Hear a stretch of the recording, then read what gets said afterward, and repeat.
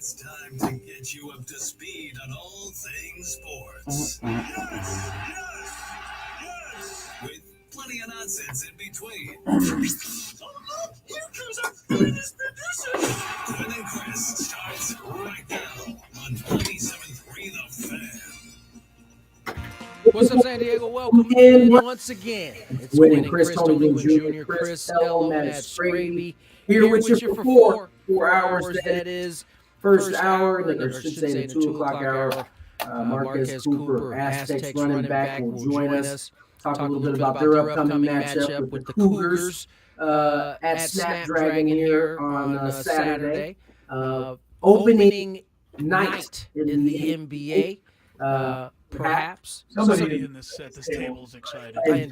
You know it's me then. I definitely enjoy me some NBA. Possible history could take place today. We'll have to wait and see. You better punt on this game and then get way behind.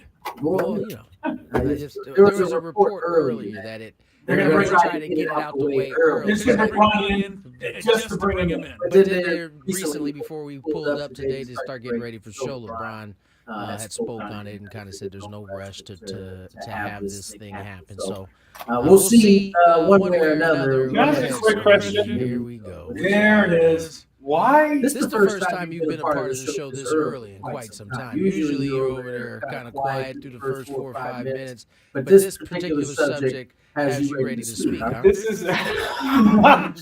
is not me hating on Bronny, but isn't there just way too much distraction on this team right now? Like trying to figure out what Bronny is doing to debut. Like that just seems like a lot for a team. Like would any other 12th man be getting this sort of attention? There's no other NBA player that has a son that's in the league. There's no other 12th man whose dad is LeBron James. That is also an answer. So that's understandable, but I mean, you're probably the best thing to do is get him in the game and get it out of the way. I've heard so many people, though, Tony, who say he absolutely, positively, 100% does not belong in the league. And I don't know if that's haters or if that's people that really feel that way. But I've heard it more than a couple of occasions. People say he's just taking somebody's spot and it's not fair. And this whole thing, and I wonder where it's all coming from. Do they really feel he's that bad of a player, or do they just think they're mad at LeBron? Where is that all coming from? I think you can make the argument that he still has some developing to do. But that's not up for any of us to really make the decision. It's going to be J.J. Redick's decision ultimately. And so we'll see. I agree with what we talked about before the show, which is he probably won't be up there for a full season. He'll be in the G League at times, or was it the G League? I forget what He'll be there, I would say probably, doing his development thing. On the other side, Monday Night Football, Lamar Jackson put on a show, 5 touchdowns, no interception. Derrick Henry continues to run up and down the football field as if no one is. Jerry Jones today said, what's going to fit with our squad? We're going to get to Jerry at some point. Okay. That's worth the full segment. Troy Aikman ripped him, and Jerry Jones said, you know what? He's right to rip me. However, he wasn't going to fit with our squad, a team that had no running back. Yeah. It's so unfair that the Ravens have Derrick Henry. They are an absolutely impossible team to stop with Lamar Jackson, especially when he's playing well like he did last night. And when you mix in Derrick Henry, and I mean, what did he have at halftime? 4 carries for 12 yards? Yeah. And then in the second half, nobody wants to tackle. I'm about to say, it starts to beat you up mentally. By the way, he's not running slow. He's running away from dudes. Right, when he broke that 81-yard run, nobody behind him was picking up any ground. It was the guy who came over from the side and caught him. But I'm ready to make my pick right now, Tony. It's October 22nd. I don't see anyone beating the Ravens. Okay, wait, I have a little hesitation. Their defense is not what it once was. It isn't. Their defense isn't what it was. The fourth quarter had me a little concerned. But they're better than Kansas City. I know Kansas City beat them in the first game, but I don't think they know what to do with Derrick Henry yet. But they blew it last year also. I'll say this. There's hesitation, but and you know, I'm can there be anybody more potent than that? You know I'm the biggest Lamar Jackson Yeah. fan. But he does have a Pat Mahomes boy problem that he's got to find a way. Doesn't. I think the biggest issue with Lamar, and I heard this point made earlier today, that he hasn't played his best in those games. Not yet.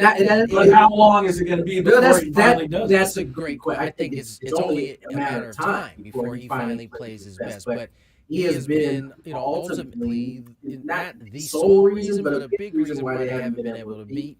Because he hasn't played his best. Now, if you get this version of Lamar Jackson, there's no stopping him. It's a wrap. There's absolutely no stopping him. If he's playing like that, throwing the ball on time and being accurate down the field, what are you going to do? Because Derrick Henry's going to run it down your throat. You have to bring somebody else in the box. If you don't bring him in the box, he's going to kill you. And if you load up on him, Lamar keeps the ball. Right. No, Lamar keeps the ball, and he's 30 yards downfield. Right. So I mean, the Ravens should. But you know what? You're right. He lost to Mahomes, but he's also lost to Josh Allen in the playoff. Yeah. I mean, he's lost to everybody's beating him. Yeah. The Chargers beat him one year. Yeah. That was his first year. Yeah, that's right. His first year, he got beat by the Chargers. He's lost to the Chiefs. He's lost to the Bills. I think Tannehill beat him the one year when Derrick Henry was with Tennessee. Yeah, Lamar Jackson. That was his first MVP season. That's definitely something that he's got to overcome. Yeah. Is the fact that he has not yet played big in a big game. That's right. But I really believe Baltimore is the best team. Watching them, the only other team that I think is close is Detroit. On the other side, you just have to keep Derrick Henry healthy. You got to keep him and Lamar healthy. You know, that's where some of these seasons go awry. You can have these great starts, so people start getting nicked up or a couple injuries here and there. All of a sudden, you got a kind of just a normal team at that point. So, good games. Oh, by the way, the Chargers charged last night. I don't know if you saw that. It was their fault. I mean, they kicked 5 field goals. That's what I'm saying. Like you got to get in the end zone. Justin Herbert had over 300 yards passing. Moved up and down the field. Just could not put it in the end zone. Could not get in the end zone. I think no Quentin Johnson, one of their weapons down by the goal line. And the guy that they're missing, the Chargers, is Gus Edwards. J.K. Dobbins is having a nice year gaining yardage between the 20s, and he scored a couple of touchdowns. But remember, Gus Edwards used to be the guy that from the 10-yard line in with Baltimore, he'd get you the 6 points. And I think Harbaugh was kind of imagining that when the season started. And, 5 field goals wasn't going to get it done. And I'm sure you saw it, Tony, and had the same reaction I did. When Kyler Murray went around left end, held the ball out at the 50-yard line, pulled it back, and then went into super power drive down the sidelines. What is the? He got the star in Mario. Wow, that was odd. What did they used to call that? Oh no, hyperspace in the Star Wars vernacular. Oh yeah, warp speed. Warp speed. Sorry, thank you. Hyperspace. All right, I got close enough to where you figured it out at least. That's Kyler Murray running down the sideline. That was Kyler, except for when he got to the 50, then it was zip.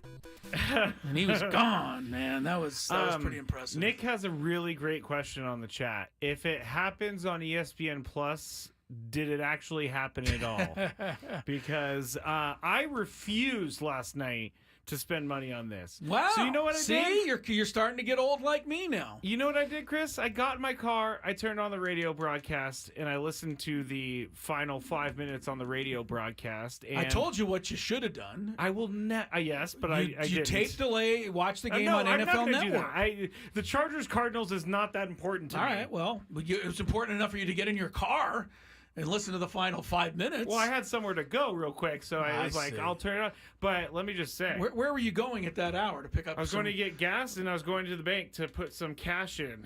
Very good. But that radio broadcast will not be on Rate the Radio Call because wasn't good. It's not worthy of Rate the Radio Call. Boy, is there a Rate the Radio Call appearance going to be made here soon? Maybe.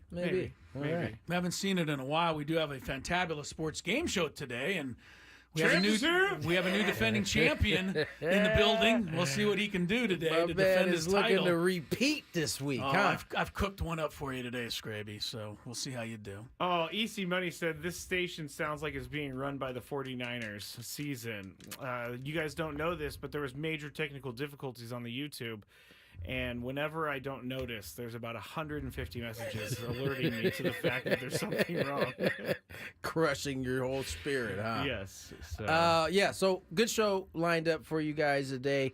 As we talked about earlier this week, Coach Lewis we're looking for him to join us on Friday. So something to look forward to. Yeah, I'm as excited well. about having him on, but I'm excited to meet Marquez Cooper today. This guy is the, I said yesterday, is the all-time leading rusher in NCAA. That was a little much. I was doing the promo for today's show. I said, the all-time leading rusher.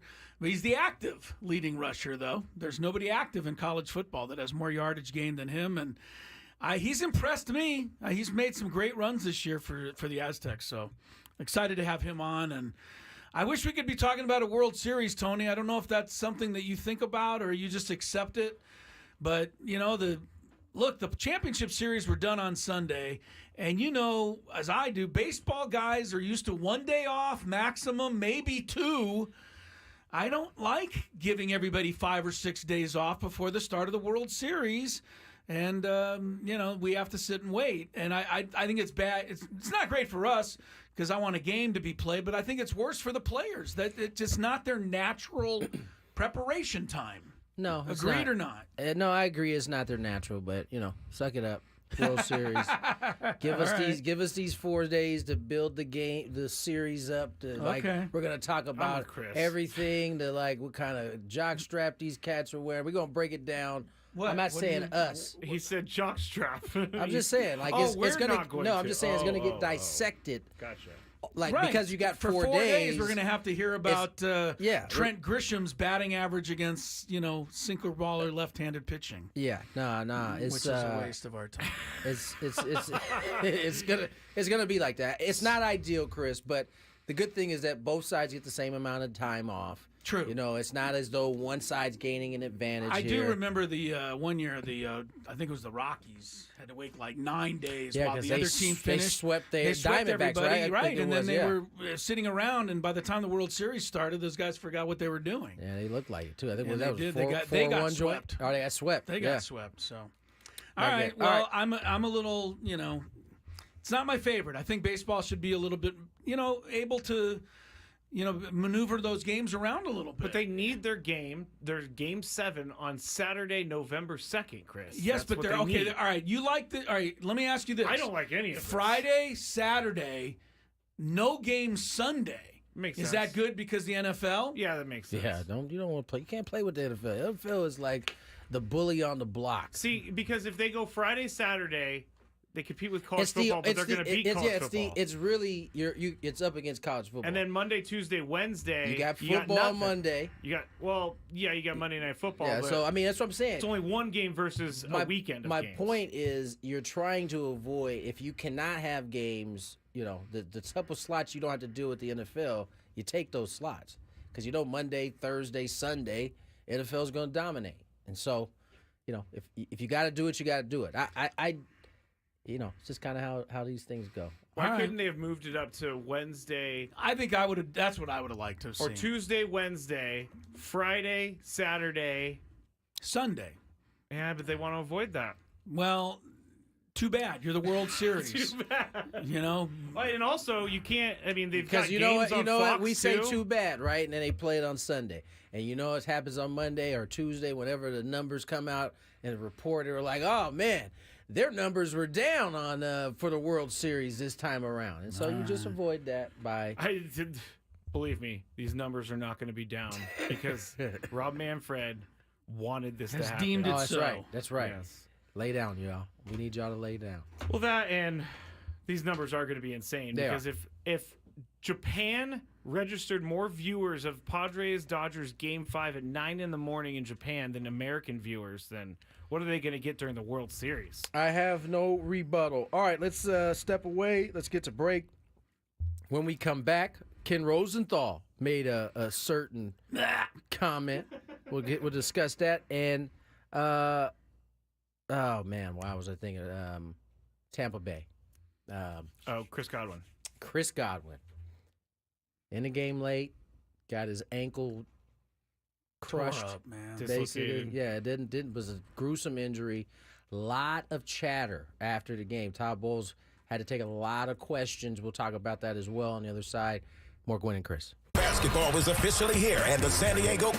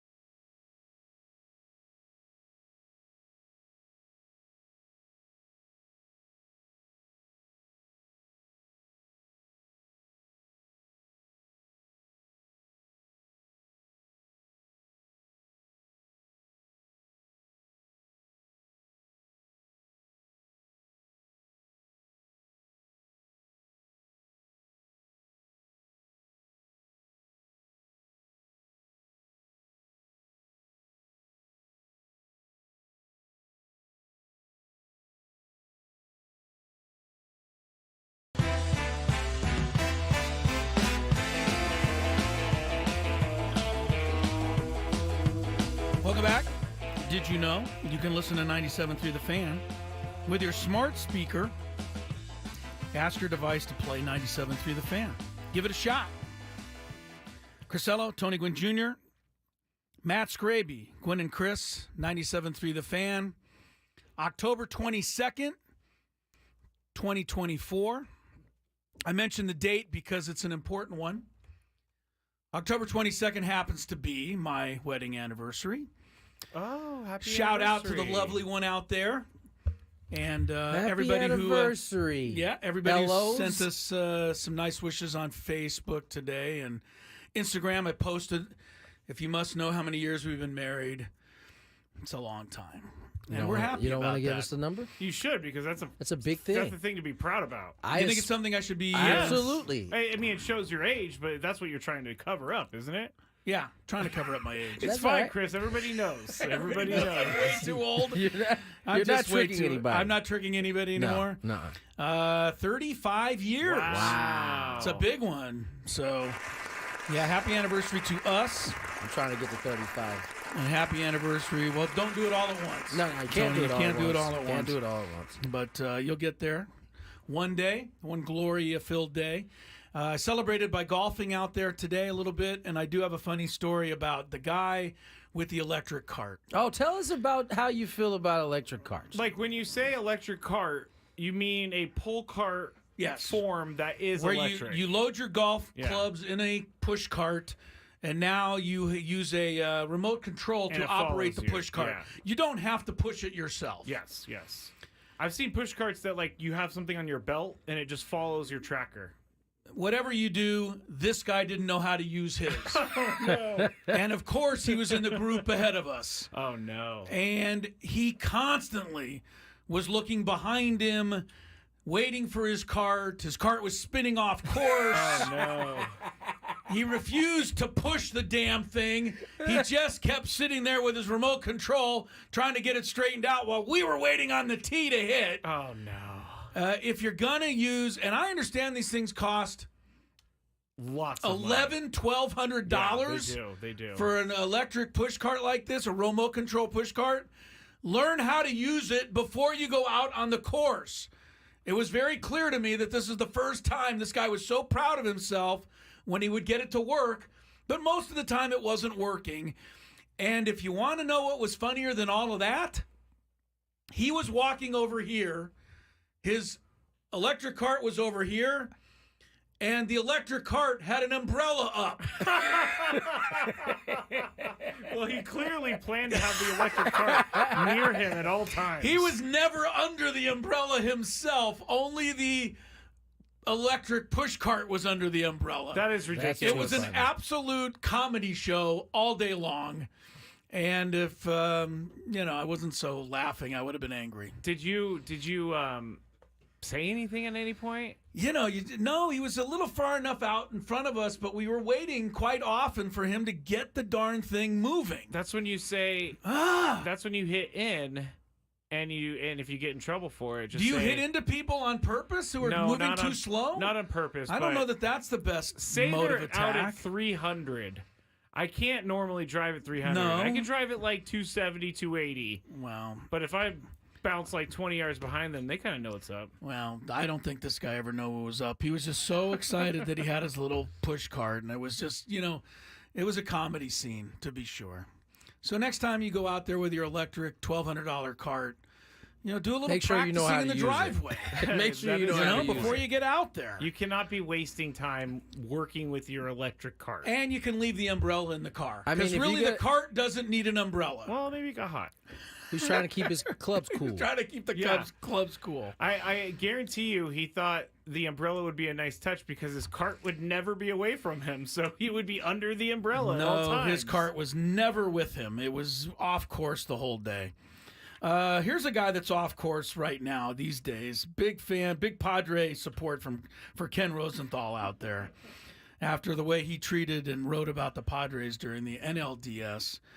Fox Sports television guy, a writer, as you know.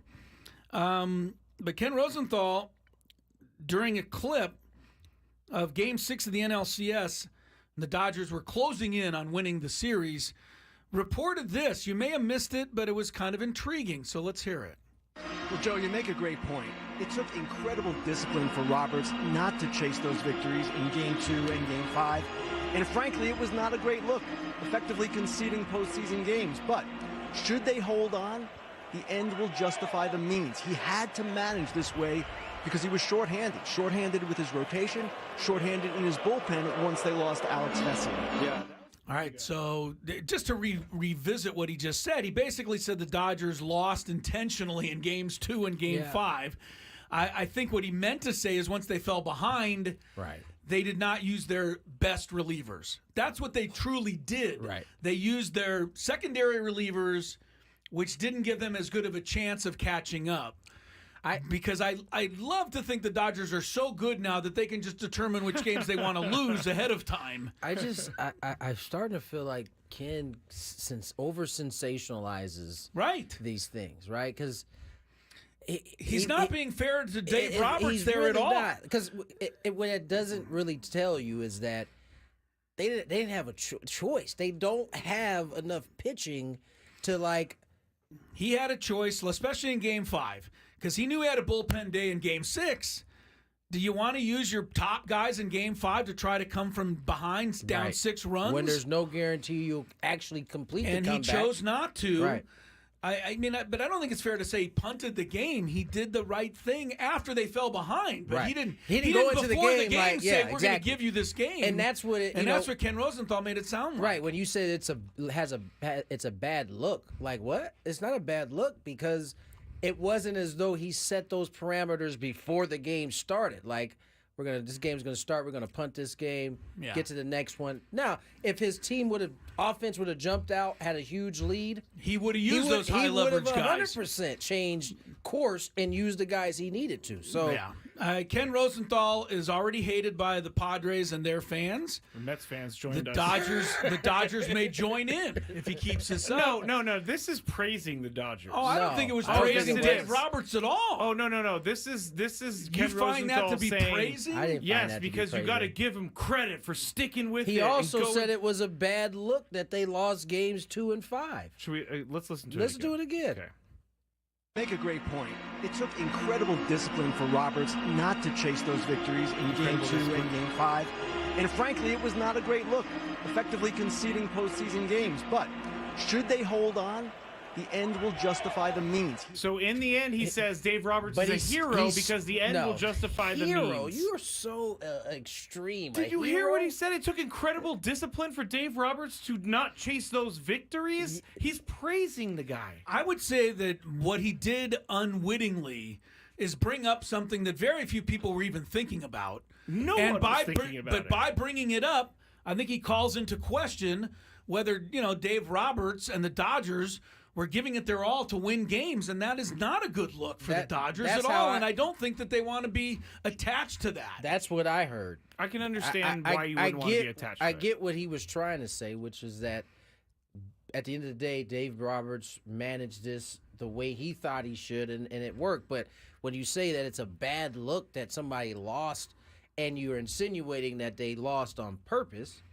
I think that's not, no matter how the story ends, you still, as Chris said, has kind of brought light on something that I don't know that it was really necessary. Okay, I think it's a backhanded compliment.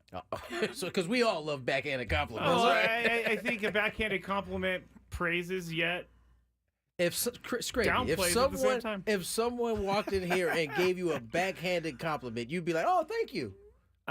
People give me backhanded compliments and all the time. And you do what? And I say thanks. No, I do this. I don't think it sits great with you. I do this. No, here's a backhanded compliment I get all the time. You're not as annoying in person as you are on the radio. Yeah, that's a backhanded compliment. I'm like, that qualifies. All right, that's cool. I mean, yeah, you finally get to meet me. I'm not just some guy who screams on the radio. I'm actually a nice guy too, off the radio. I guess so. Well, the nice thing about the World Series, I guess, is we can just send Ken Rosenthal down to the Dodger dugout before the game, and he can ask Dave Roberts, Dave, are you planning on winning this game or losing this game? And we just, he let him determine it. Do you guys think Ken Rosenthal has had a tumultuous enough postseason to not be back as I think Fox only. reporter? No, I think only we hate him. Yeah, I don't think it's worldwide yet. Right, and I don't think it's deserving. That's right. I of- said yet. He might piss some more people off. His article against about the Padres was so just. I thought it was such a cheap shot, and coming, while he's in the middle of, covering that series, just showed a tremendous lack of understanding of the situation. Not reading the situation well at all.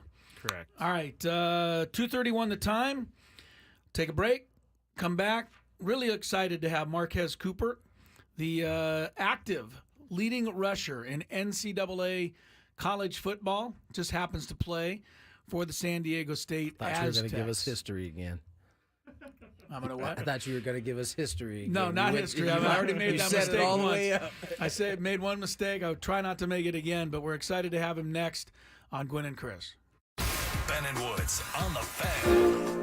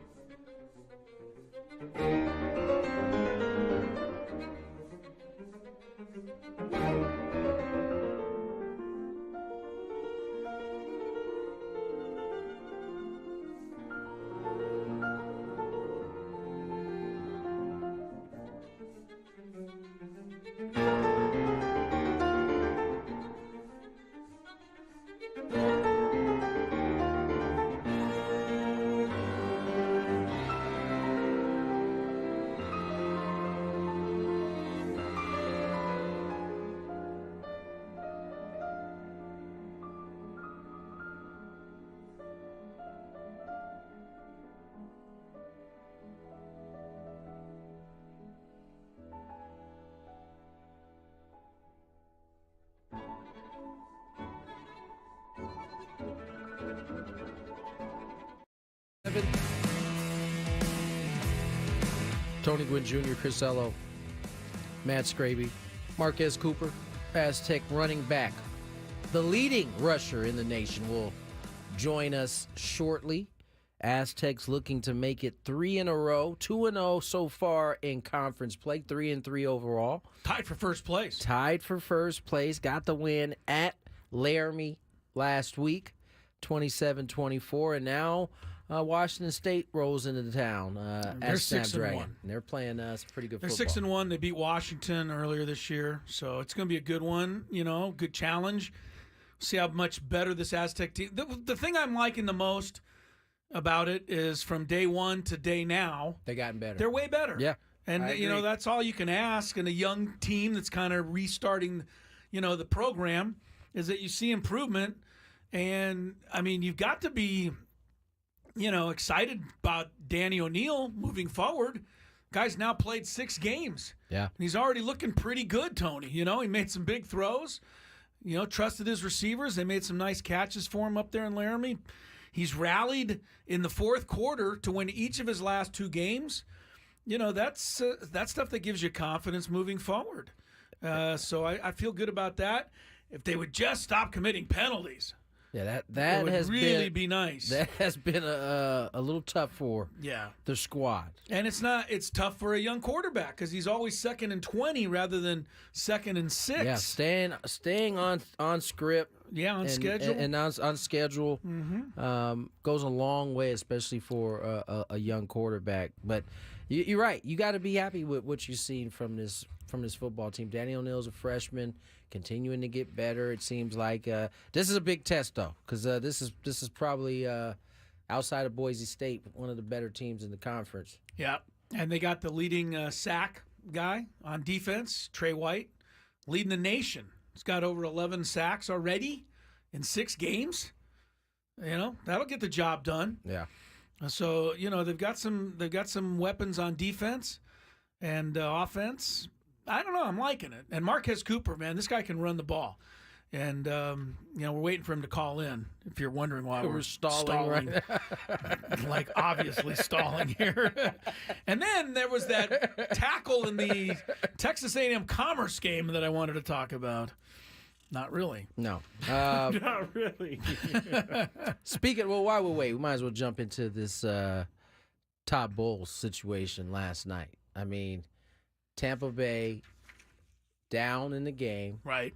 still fighting, got to within 10, Got an onside kick. got an onside kick, but Chris Godwin and Mike Evans end up hurt late in that game. And Todd Bowles, I thought was I don't know if you guys saw the press conference afterwards.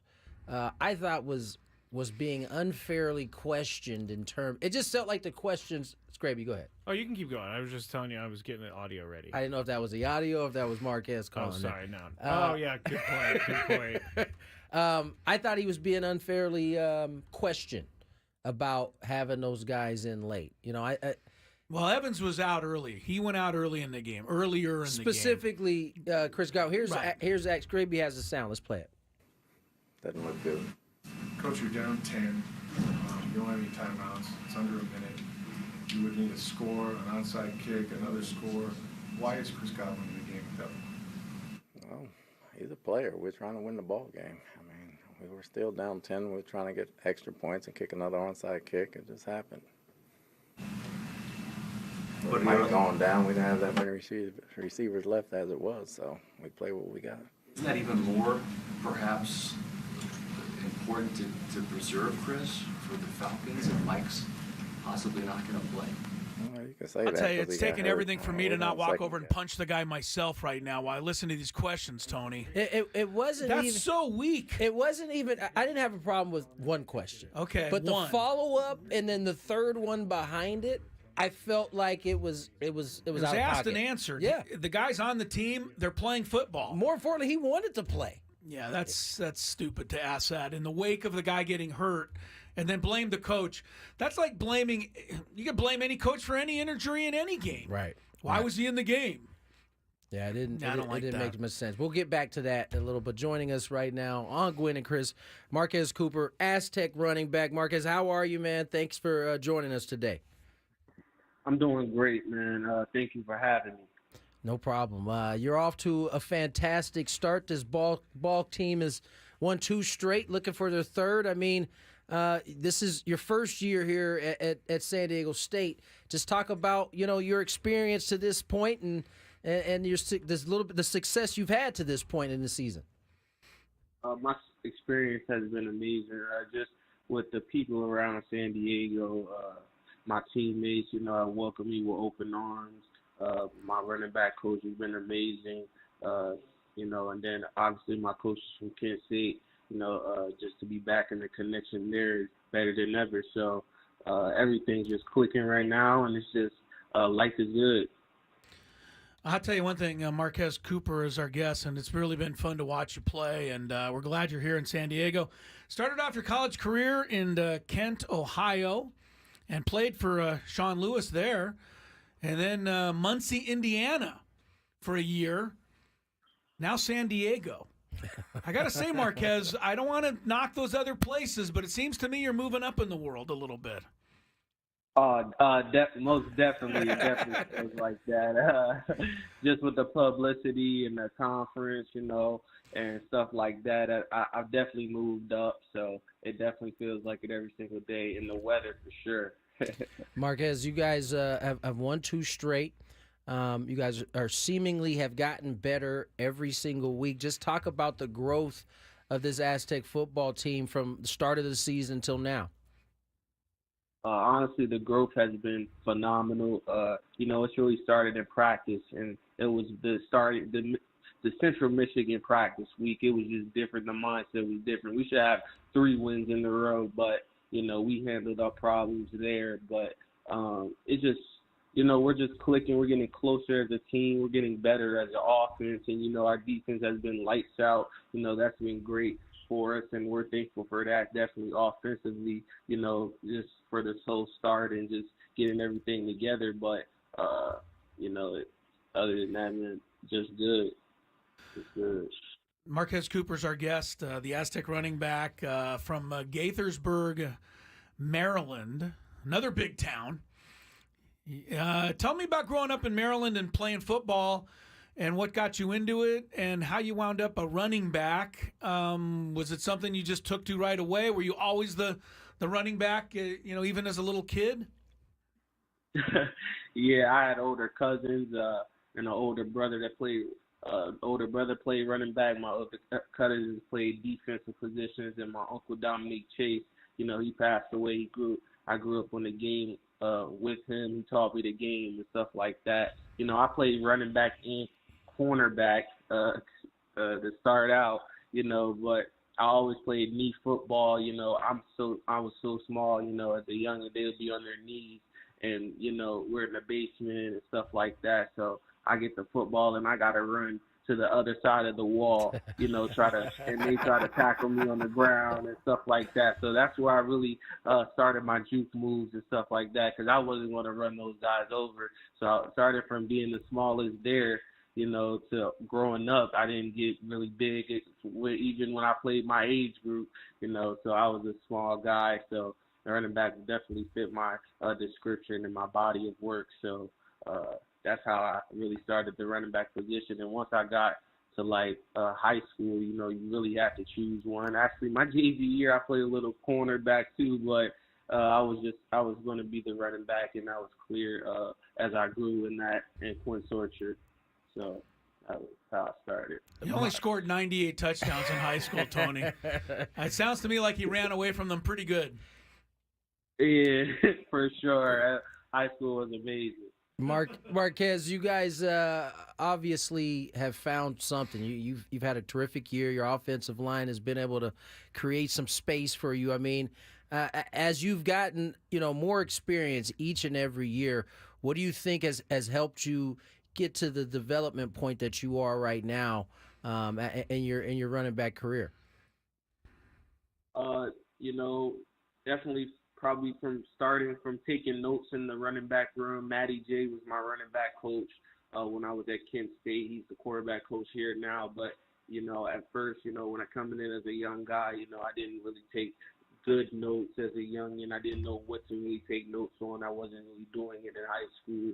So, watching film, knowing what to learn to watch the defense, what they're doing, and stuff like that, and what every play scheme is, intended to do, stuff like that I've grown with.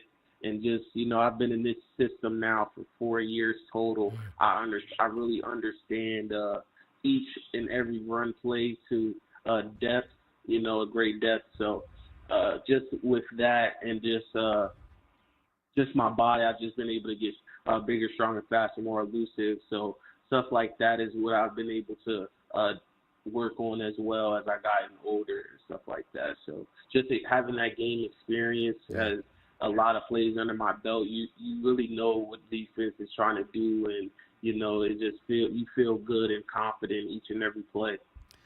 Marquez Cooper and the Aztecs have a really good game. It's also homecoming, calling all Aztec alumni out there. This Saturday night, 7:30, Washington State. Going to be a conference opponent in a couple of years. But right now, a very good test for you guys, Marquez. And, again, anybody out there can get tickets. Go Aztecs.com. Talk about playing with Danny O'Neil. Yeah. I mean, this guy's a freshman quarterback. He comes in. I've been pretty impressed. He hangs in there. If something negative happens, it doesn't seem like he gets down. It seems like take me in the huddle a little bit with this freshman and how he's doing leading you guys. Yeah, man, just like you said, just when things go bad and he never gets down or anything like that, he's made significant improvements to his game since the beginning of the season, especially over these last 2 weeks.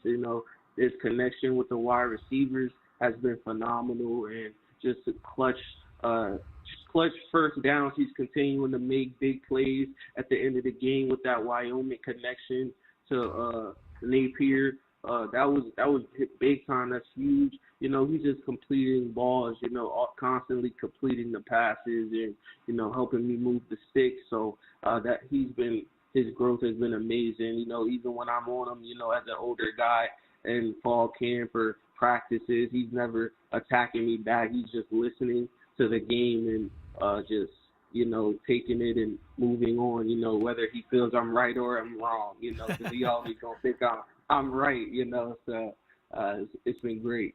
Marquez, last one for me. I mean, I don't know how much San Diego State history you're aware of, but this school has been able to produce some pretty good running backs, throughout the time here. Marshall Faulk comes to mind. Donnell Pumphrey comes to mind. Rashad Penny comes to mind. I mean, are you trying to at least leave your stamp on the running back position when you leave out of here? Oh, for sure. I'm definitely trying to leave my mark on the run. Numbers and stuff are cool, but just, how to practice, how to go about your business every single day, just leave a tradition in my own way and stuff like that. I haven't been here the years that they have been able to be here to get the numbers and stuff like that, but I do know that I'll be able to leave a great impact for the guys that's coming behind me and stuff like that. They'll definitely know how to go about their work and be a straight dog. So. Well, Marquez, we certainly appreciate you coming on, spending some time with us today. Good luck Saturday. You have Aztec Nation behind you, and stay healthy, and good luck the rest of the way. Thank you, man. Thank you for having me on. Thanks for coming on. Marquez Cooper, Aztec running back there, leading the nation right now in terms of getting the yards. Active leading rusher in all of college football. Yeah, the thing that I kind of liked is that he breaks it all down to the very simplest of terms. How did you become a running back? Well, I was little, and they would give me the ball, and then they would all want to tackle me, and I basically had to learn how to get away from all of them because I didn't want to get crushed. I couldn't run them over. It was very simple. That's how he learned, and that's what he does now. They give him the ball, and he runs away from all these guys. 5'8", 200 pounds behind some big linemen. You can get lost. I don't want to try to tackle him. 5'8", 200. Stop. Little bowling ball? Yeah, a little bowling ball. He's got pretty good speed, too, if he gets in the clear. I mean, he's busted some long runs this year. It gives them, and plus for a freshman quarterback to have somebody like that you can turn around and hand off to. For sure. That's a big deal. So I'm sure in today's college world, you go 3 different schools. How often is it that you're in the same system though for 4 years, despite going to 3 different schools? That helps, right? That has to have helped. Yeah. Well, I've enjoyed watching him. I mean, he's kind of electric when he gets loose. So, the Aztecs, this could be a big one if they can get it. I think a lot of us are kind of saying, well, there may not be. Well, we're just thinking we might not be ready to beat somebody like Washington State, but maybe they are ready. Maybe they can pull off this thing and keep it going, and they win this game. I think it's going to open some eyes. Sean Lewis is. To me, he's done everything right so far, Tony. I think you hit. I'm really happy with him. I think you hit the nail on the head. The fact that it feels like every week they've gotten better. I mean, despite the crazy amount of penalties they've had called on them, they still look like they're getting better. And you just hope that the penalty thing will clean itself up as they get deeper into the season as well, because there certainly has been a ton of improvement, at least from my standpoint and how I see it. Don't forget 7:30 Saturday night at Snapdragon Stadium, homecoming. If you haven't seen a game there, you owe it to yourself. And it's going to be a night game, so you won't have to worry about the heat bearing down on you. Nobody's going to pass out. Go enjoy an Aztec football game Saturday night. This is a good one to see, and watch Marquez Cooper and the rest of these guys go to work. All right, let's get to break. On the other side, Bronny James has been the heaviest bet in terms of Rookie of the Year. We'll discuss. Wasting their money. We'll discuss on the other side. More good to Chris.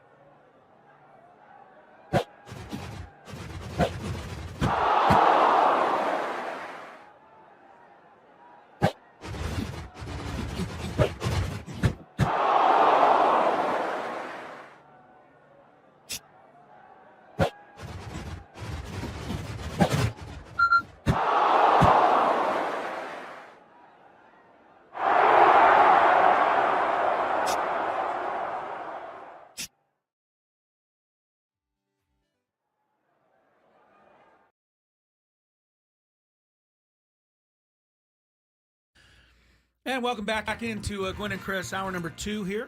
4-hour get-together on San Diego's #1 sports talk station, 97.3 The Fan. Chris Ello, Tony Gwynn, Matt Scraby. And Scraby's got the Chronicles after our show today at 6 o'clock, so stay tuned for that. We've got a whole bunch of stuff headed your way. What now? It was me. I almost just tripped on my chair. My phone somehow started talking. I thought, And Scraby gave me the stink eye. Usually when I get the look from Scraby, it's because I've done something absurd. Nope, it was me this time. I was just thinking for a second, guys, and every one of us should take a second just to, remember how lucky we all are. Just to be, hanging out, enjoying a beautiful San Diego day. And I'm looking back at the last time San Diego State played Washington State in football. It was 2011. It wasn't that long ago, right? 13 And the years Aztecs win this game 42-24. It was one of Brady Hoke's first big wins as head coach. And I look at the box score, and there's 6 touchdowns in that game. 4 of them scored by Ronnie Hillman, and 2 others scored by Gavin Escobar. 2 young superstar athletes whose lives both were cut short far too soon. And, you think of that sometimes, how lucky all of us are just, to be kind of out there enjoying ourselves and don't take it for granted. It's crazy that thought is formed because you just went back to see, when's the last time San Diego State played? And it just so happens that those 2 guys starred in the game who, unfortunately, have lost their lives far too soon. Yeah, Ronnie Hillman had a $191 in that game. Pretty good game. Anyway, Saturday night, Aztecs Washington State once again at 7:30. We're going to get to our daily Gambit here shortly. But before that, Scrape, you've got a couple of little fun facts surrounding your favorite rookie player in the NBA, Bronny James. Bronny James. Oh, yes. I've been on it since You've the been on beginning. this. And I'm like, I had to go steal your wallet before the show because you want to place money on this. You want to actually just give me the money. No, because what if it happens, Chris? No, he says. What if it happens, Chris? All right. Well, you and everybody else was obviously enticed by this. Bronny James is the most bet-on player to win Rookie of the Year this season, even though he's seen a 21.5% bets placed on him, and his odds are plus 25,000 to win Rookie of the Year. Now you bet $100, you get $25,000 if he does win Rookie of the Year. Chris, what I learned from you about betting and how odds are made, is not based on anything other than what the majority of people are betting on. Yeah, so I'm surprised the odds have stayed this high on him. Me too. They should come down because so many people are betting on him. Even though there's got to be a sportsbook owners that's like, oh man, what if he does actually win? If he actually does it, they're gonna lose their shirts. The mere fact that they haven't brought it down and this many people are betting on him lets you know how outlandish it probably Vegas is. thinks it is. I think Vegas is keeping the odds high because they want people to just hand them money. People like you, Scraby, who are going to say, well, why not take a shot? He is LeBron James' son. Our boss on the chat says literally lighting money on fire. Wait, which literally, boss? It sounds like an Adam Klug line. I was about to say, Michael is on here too sometimes. Yeah, that sounded like an Adam Klug line. There's another bet to be made if you would like to bet on Bronny stuff. I like this. Now this one is kind of fun, but the odds are incredibly low. You think they're too low? FanDuel is offering plus 250 odds on Bronny's first NBA basket to come off an assist from his dad, LeBron. Well, you don't think too low? Too low. You don't think if Bronny gets into the game, it's probably going to be. I'm sorry, but it's going to be garbage time. No, he's going to start. No, he's not. It's going to probably be garbage time. They're going to keep LeBron on the floor just so they can play together. Yeah. Why wouldn't LeBron be looking for him? All he has to do is drive one time. Now, Bronny has to make the basket. That's one of the issues. He hasn't shot very well. I could see him getting a lob from his dad. A lob? He's going to dunk it? He's going to alley-oop in his debut? That's the easiest shot he could take. What are we talking about? Defense is kind of. Basket. Do you think the defense would part like the Red Sea to help him? If anything, somebody's trying to deliver a forearm knock him shiver out? to the chest. The way you say it, Chris, though, I can see why the number is now plus 250 because it's going to be a momentous occasion. LeBron's going to be on the court when his son debuts, and LeBron will probably try to throw him the ball. the other side to this whole thing, and it's fun to talk about, and it's fun, and it's good for Bronny James, and LeBron James is a special player, and he's one of the greats, and so maybe you got to give the guy some special, attention. But somewhere, somehow, there's some guy who's not getting an NBA contract who probably deserves one over Bronny James, and you have people, me somewhat included, that think that that's kind of not right. Yeah. And I'm not trying to take it from Bronny James. If he was the best player, he deserves it. But I don't think he is by all accounts. I'm going to need you to feel that way every year, because that's pretty much somebody somewhere is deserving of an NBA contract Probably. that does not get one. Yeah, But there's a probably true. reason for what No, for there this isn't. player. There's usually a reason all the time. Yeah, the reason is that his dad This is one- the most famous basketball player in This the world. one happens to and be he's on the Bronny team. James. One happened to be I'm Bronny not James. saying that. You know what I like about Bronny? Is he doesn't talk I don't really like he's care a what big you deal. like. I don't really care what you like about Bronny, honestly. How about that? He doesn't talk like it's a big deal. I like Bronny because Bronny seems like a humble person, and I like that. And It doesn't matter. It doesn't matter. He is going to be a Laker at some point, whether you like it, I like it, or Well, he's going to be a Laker tonight. Yeah. I mean, they're playing their first game He's tonight. in He's going to there. be in uniform. He's There's there. no question. He's there. I mean, my man, I think it's Tony Snell, right? I think is like a couple games short of having the type of Getting enough service time. enough service time to be able to get medical insurance. He is certainly deserving. He's been an NBA player. He's just a little bit short. yeah, I Remember, understand I think that. we covered him finding out he had autism at a very late stage in his life. Either way, right? He's deserving of it. But that's just, he was deserving of it last year, too. Just kind of how it goes, unfortunately. Adam said, "Cue Scraby's anger about Brittany Mahomes and SI swimsuit." In the SI swimsuit. The only reason she was in there because of her husband. I mean, Great point, I mean, Adam. come on. She doesn't Great have that good of a point. body. Let's That's go. not what I said. That's not what I said. I don't like people getting opportunities that they wouldn't normally get if they weren't a certain person. If they don't work for it. Bronny has worked for it. Tony, I'll just elephant in the room. You have worked for it. You worked for your career. I have no issues with the way you did things, but Brittany Mahomes being put in SI swimsuit He went back to Brittany. I thought we were Seems talking crazy. about Bronny. No, but Bronny... Brittany's taking some stray bullets right now. She wasn't even She's in not the even here. conversation. She's just like home, relaxing, doing some knitting. And some guy in doing San some Diego's knitting. trashing her. Bronny has worked, but I don't know that a player with his skill level, not named Bronny James, is going to get the look that Bronny's getting. I You don't don't- disagree. Nobody knows for sure, but a lot of people are saying he doesn't belong. But you know what? He could go. Who knows? Maybe he'd gets a little confidence, hit some shots, play a little defense. I haven't heard. Nobody seems to think he can do it.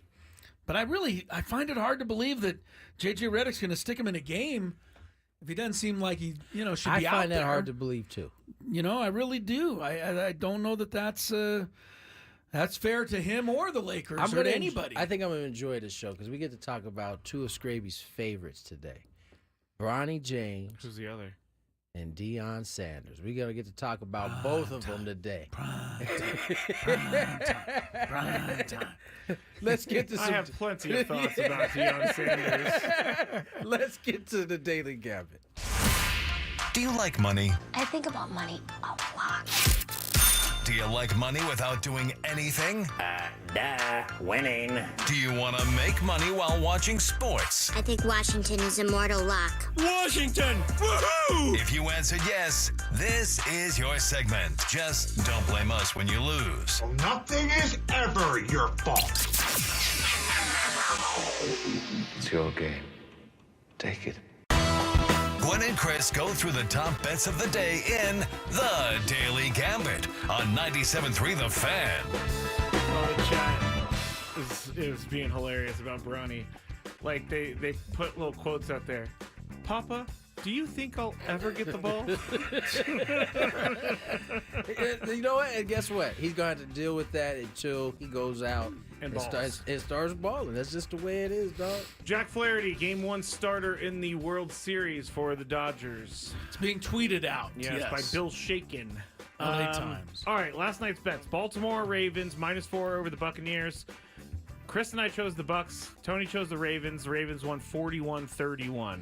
Over under on this game for total points 50.5. Chris and I went over. Tony went under. It was well over 72 points. Yep. Chargers -1 at the Cardinals. The Cardinals, let's see. Cardinals, Chris and I chose the Cardinals. Tony chose the Chargers. Cardinals hit a walk-off. Go Chargers, go. Hit a walk-off field goal to win 17-15, and they beat the point spread. Go Chargers, go. Now this one I love. Lamar Jackson this was over under painful. 52.5 Come rushing yards last on, night. LJ. Chris said over. Tony said over. I said under. He had 52. That's just crazy. 0.5.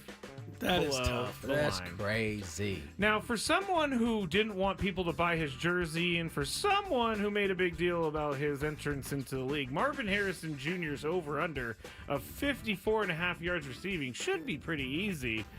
Chris said under. Tony and I said over. He only had 21 yards. He's had one quarter of good football this year. Yeah. One. That's been it. It's been a rough start. Toronto, the Maple Leaves, -1.5 on the puck line. Chris gave me the look. That's all I wanted. The Leaves. Over the Lightning. Chris chose the Leafs. Tony and I chose the Ning, You're as they're ridiculous. called. Toronto wins 5-2. Yeah, I went against them because they call them the Ning. Yeah. All right, I take the lead early this week, 4-2. Scraby 3-3. Tony, you don't want to hear this. 1-5. It's all right. It's another day. Bounce back. Here we go with some college football. Tuesday night action. Sam Houston State -5 at Florida International.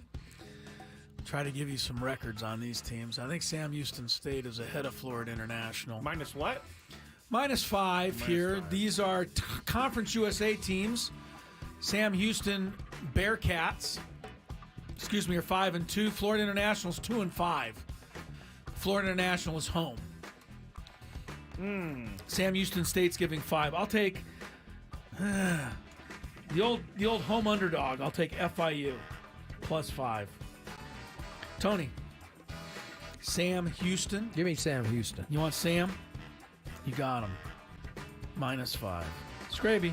I'm going to go with Sam Houston. Sam Houston. UTEP plays La Tech tonight. Ooh. UTEP La Tech over under 49 points for this game. La Tech 153 points in 6 games. For what that's worth, UTEP only 126-7. UTEP doesn't score much. Tony, you're first. We'll go under. Under. Scraby. This isn't Maction, it's Conference This is Conference USA action on a Tuesday night, please. A Conference US Maction. action. Yeah, I don't get this. I'm going to go over. I feel like lots of points are scored in these games. Wild Tuesday night affairs. Yep.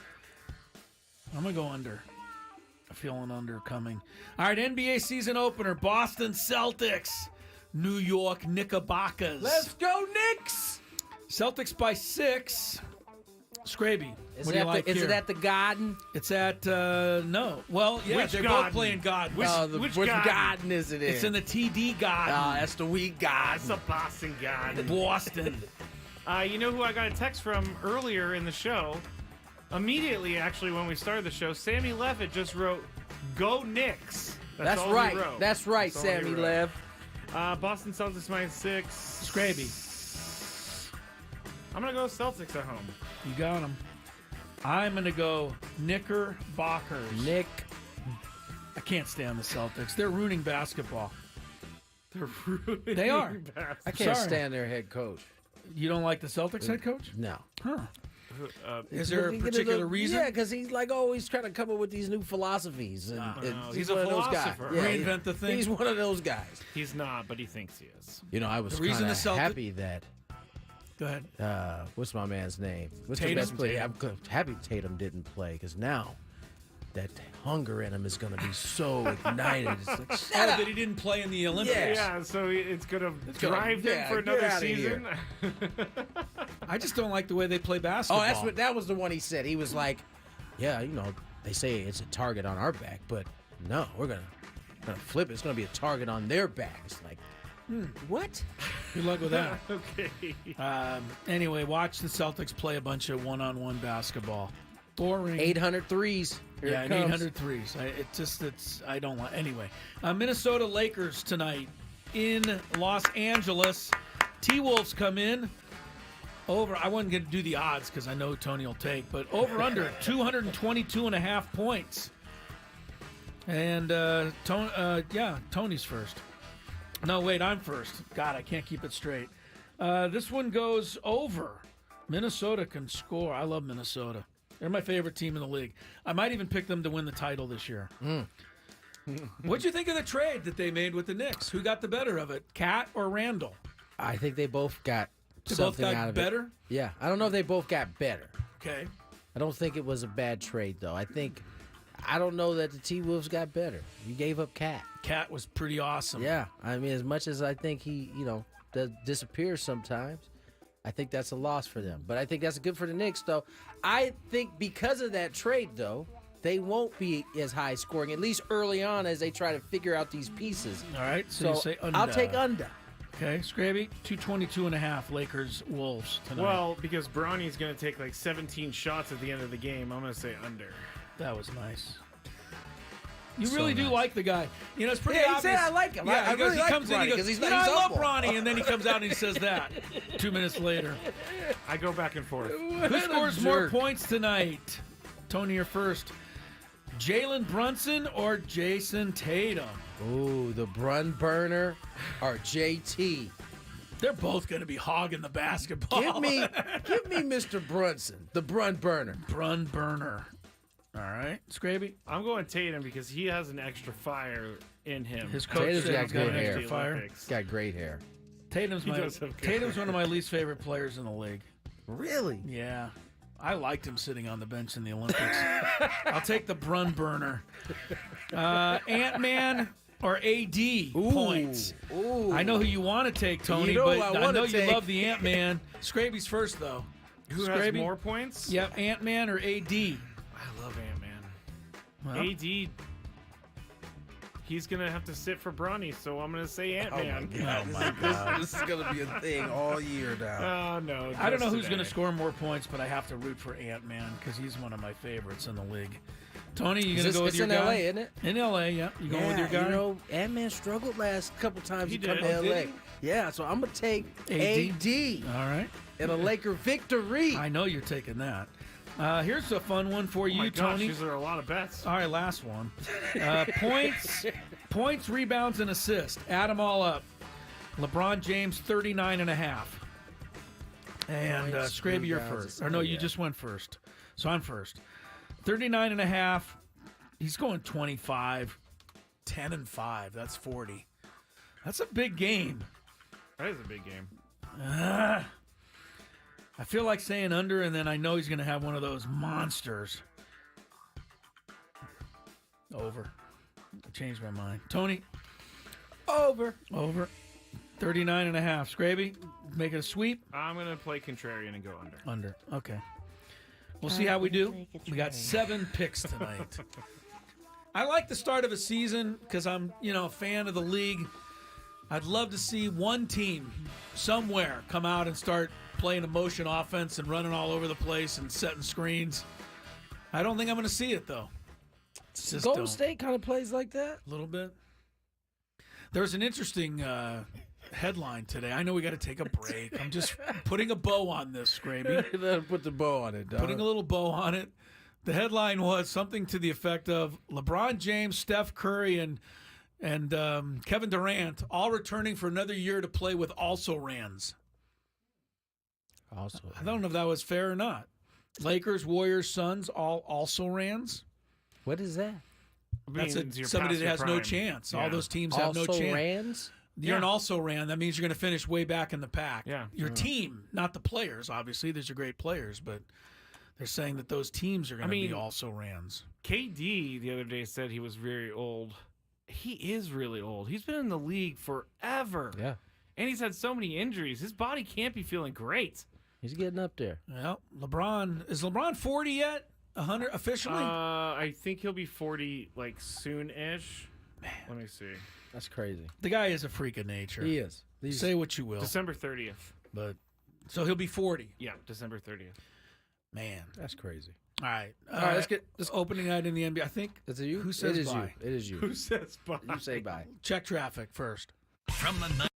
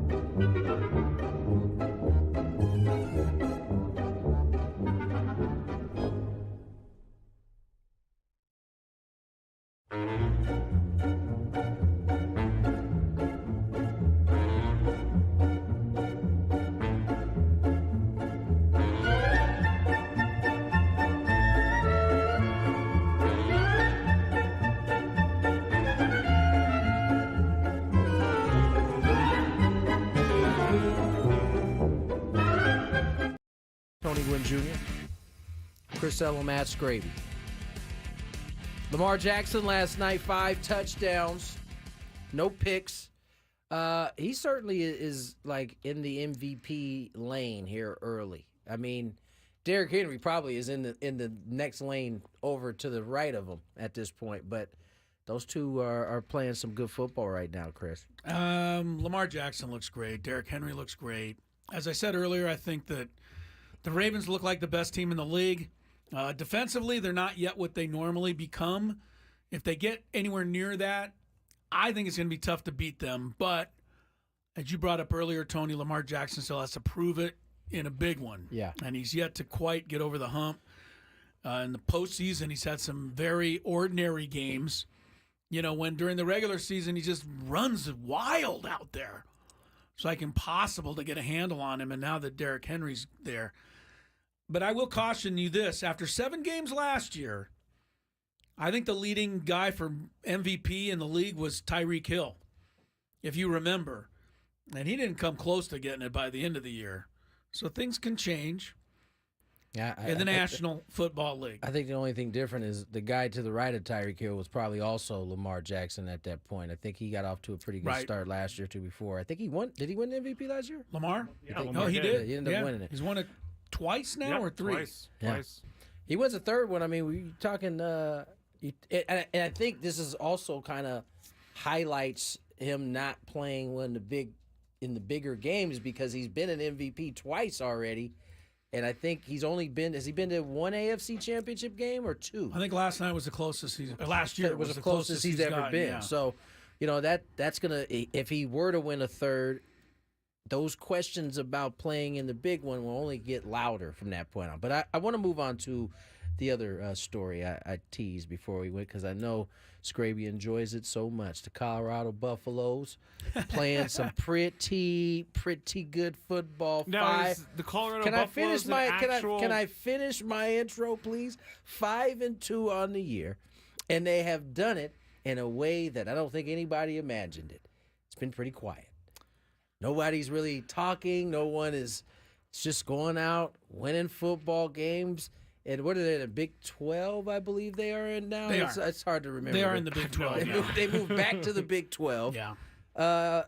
They're doing well, Tony. They look good every week, and we're not, the kid on the club, what is it, Hunter? Yeah. He's the favorite to win the Heisman Trophy. No, he's not. Well, he's right there with Miami's State quarterback. Guy. No, Cam Ward, Miami. Cam Ward. Quarterback. Guy from Boise. And I appreciate the Boise State guy, but you know what's going to happen to a guy at Boise State. He's going to have one bad game somewhere, and they're going to say, he's no good. He's not good enough. Kind of the same thing they said this year? He missed a half. Same thing they did to Marshall Faulk. I mean, Marshall Faulk lost to the quarterback from Miami, as it turned out that year, Gino Torretta. Can you win a Heisman? I'm genuinely asking. Can you win a Heisman without playing all the games? Yes. That seems a little weird to me. What, if you miss one game? 1 or 2 games? I think if you miss 2 games, I mean, that's a lot of games that you can make an impact, and someone else maybe played those 2 games and made an impact. That's a good question. I don't know. Has anybody ever won? I would assume somebody's missed a game or 2 before. Like 1 game I can understand for sure. But 2 I draw the line. Who missed 2 games? I don't know. Travis Hunter. No, I didn't say he missed 2 games. He missed a half. The Colorado he missed guy, a half Travis Hunter. in 2 games, I believe. Deion Sanders is smart enough to know when. See, it stinks because I love Deion Sanders, the football player, because he's not a football player anymore. Scraby. I know. Coach Prime. You're painted as a guy who hates him, though. I know. Coach Prime. He's a smart enough guy to feel the room and know there's a lot of heat on our program right now. We need to be quiet. We need to play our game. I don't know that that's ever been in Deion's. Well, remember the beginning of the year when he banned the reporter and there was a lot of heat on the program for that? I don't know that reporter has been unbanned. But no, I'm just saying, remember earlier in the year when there was a lot of conversation. Somebody else asked him a stupid question, they're going to get banned too. Exactly. Deal with it. You got Shedeur Sanders chasing down guys on the field for Instagram posts. It's like, come on. What are we doing here? I don't know what you're talking about. The Colorado State quarterback or something smack talked the Buffaloes, and then after the game, Shedeur ran up to him. He didn't want to shake his hand. Oh, that's right. That's what what it was. Shador Yes. didn't want to shake his hand at the end of the day. Because he had an Instagram post about him. It wasn't an Instagram post. It was an ESPN. You just don't like anybody who owns a Rolls Royce. Good call, Chris. Especially if he's younger than you. Especially if he's way younger than you. He's in college. Well, especially one who's way younger than me, who also parks illegally I knew on he was gonna campus say and does not care.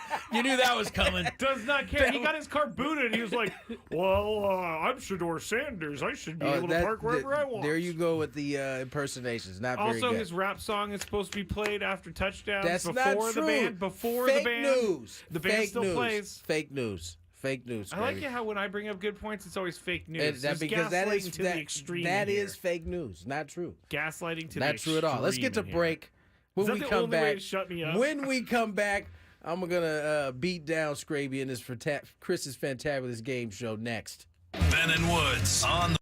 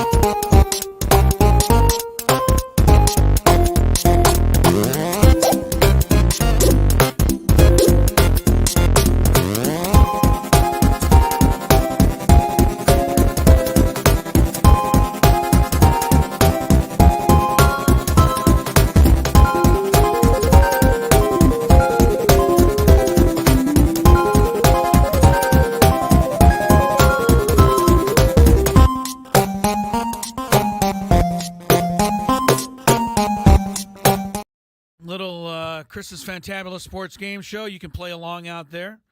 Gwynn and Chris, 97.3 The Fan. Let's check some traffic, and then we'll get into it. And Scraby tried to defend his title today.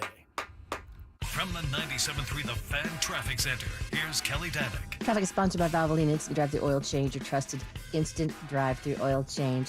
Well, guys, we got this traffic alert near the border. This is along the 905 heading westbound. All lanes are blocked at Britannia, all due to investigation of a fatal collision. So give us some extra time. Be prepared for some traffic diversions. Cordell traffic cam shows a collision on the northbound 15 coming off of the 8 freeway. That is over to the right shoulder. Stop by any of the 30 San Diego Valvoline Instant Drive-Thru Oil Change centers. You don't have to get out of your car. It usually only takes 15 minutes or less. Plus, get a free courtesy check of your tires and battery. Visit SoCalOilChange.com for directions and discounts. SoCalOilChange.com.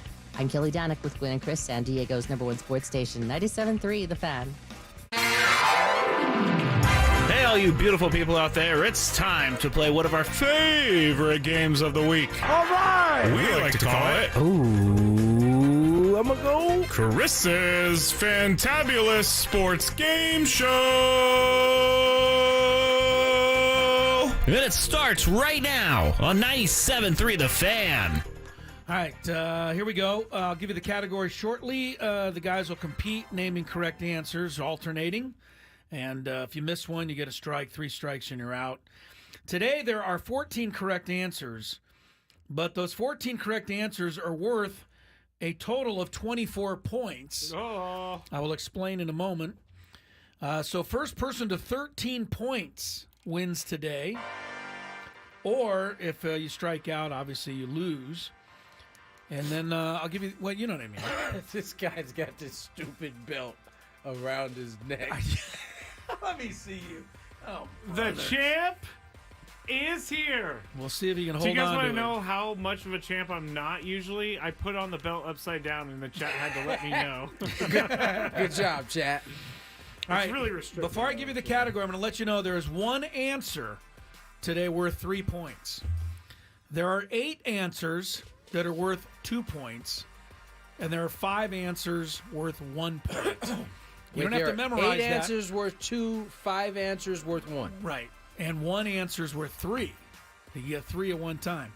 So a total of 14 correct answers, but a total of 24 points in the what you're fighting for here. And here comes the category. Name teams that have lost the World Series since the turn of the century. So 2000. Since 2000. Correct. And again, there's one team that's lost 3. There's 8 teams that have lost 2. And there's 5 that have lost 1. And you'll get scored accordingly. Tony, you get the decision whether you want to go first or not, since Scraby won last time. Normally it's Scraby in this I'm going to give it to spot. Scrabe. You can let Scraby go first. Yes, sir. That's nice of you. Thank you. Okay, Scrabe, go ahead. You're welcome. Name a team that's lost the World Series since 2000. Preferably one that's lost it more than once. I know a team that's lost it more than once. And that is? The Texas Rangers. The Tejas Rangers. That's 2 points for you, Scraby. Tony just gave me the look. The Rangers lost in 2011 Yep. and 2010. Back-to-back years. Once to the Cardinals, once to the Giants. Scraby gets 2 points. He takes a 2-0 lead. And Tony's up. Name a team that's lost the World Series since 2000. Tony Gwynn Jr. The Detroit Tigers. Detroit Tigers have lost 2. In 2012, they lost to the Giants. 2006 to the Cardinals. It is 2-2. The 3-point answer is still out there. Scraby, your turn. Dodgers. Dodgers. They have lost 2 World Series back-to-back, just like the Rangers. 17 to the Astros. 2018 to the Red Sox. Scraby leads 4-2. Tony, your turn. Tony's thinking, which is legal in this game. Tony's really thinking. Oh, Tampa. Tampa Bay Rays. They have lost 2. 2008 to the Phillies. 2020 to the Dodgers. It's 4-4. You guys have gotten 4 of the 2-point Who did you answers. say before? I said Dodgers. Scraby has said Rangers, Dodgers. Tony has said Tigers, Rays. You've got 4 of the 2-point answers. The 3-point answer's still out there. Scraby, your turn. Name a team that's lost the World Series since 2000. Let's go with the Astros. I'm not sure how many. The Astros. You're going to be happy to hear, Scraby. They are worth 3 points. What? There they are. That gives you a 7-4 lead. It's not a good enough lead. The Astros lost in 2005 to the White Sox, 19 to the Nationals, 2021 to the Braves. The Astros. Scraby has a 7-4 lead. Tony, your turn. There are currently 4 2-point answers left and 5 1-point answers left.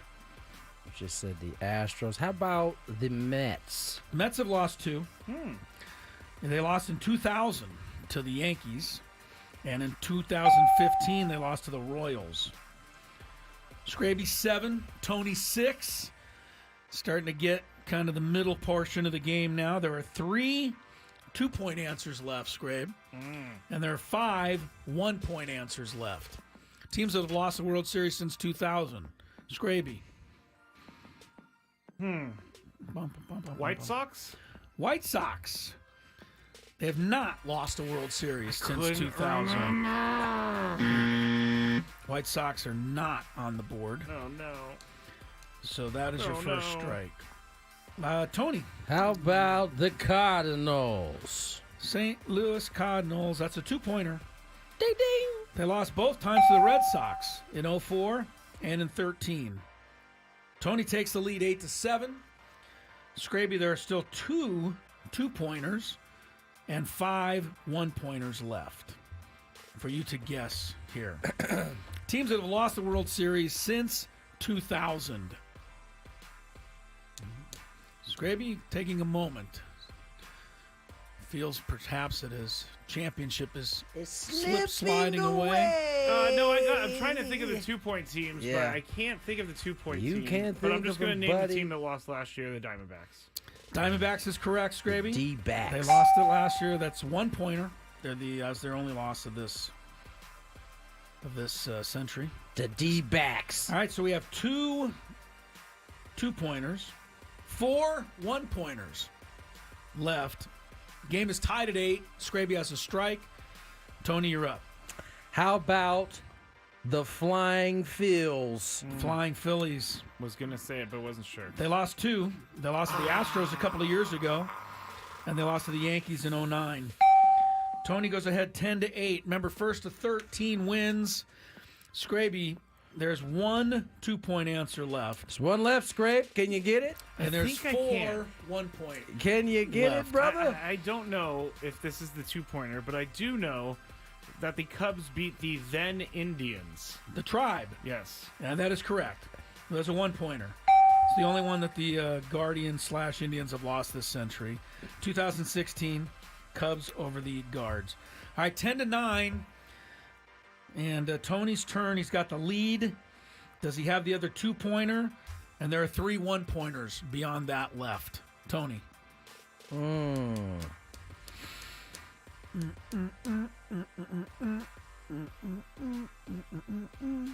Tony's thinking. There are 4 teams that would be correct here. One of those would be worth 2 points. How about, who'd you just say, Scrape? He said the Tribe. Yes. The Guardians. The Guardians. The Indians, the Guardians. How I about think the- they were the Indians that year. How about the Yankees? The Yankees. Have they lost a World Series this century? Yeah, of course You they lost betcha. one. They lost 2. Ah, there it is. They lost to the D-backs in 2001. They the lost to the Marlins. Marlins See, in that's- 2003. The D-backs, I couldn't remember if it was 99 or 2000. I knew it was right there.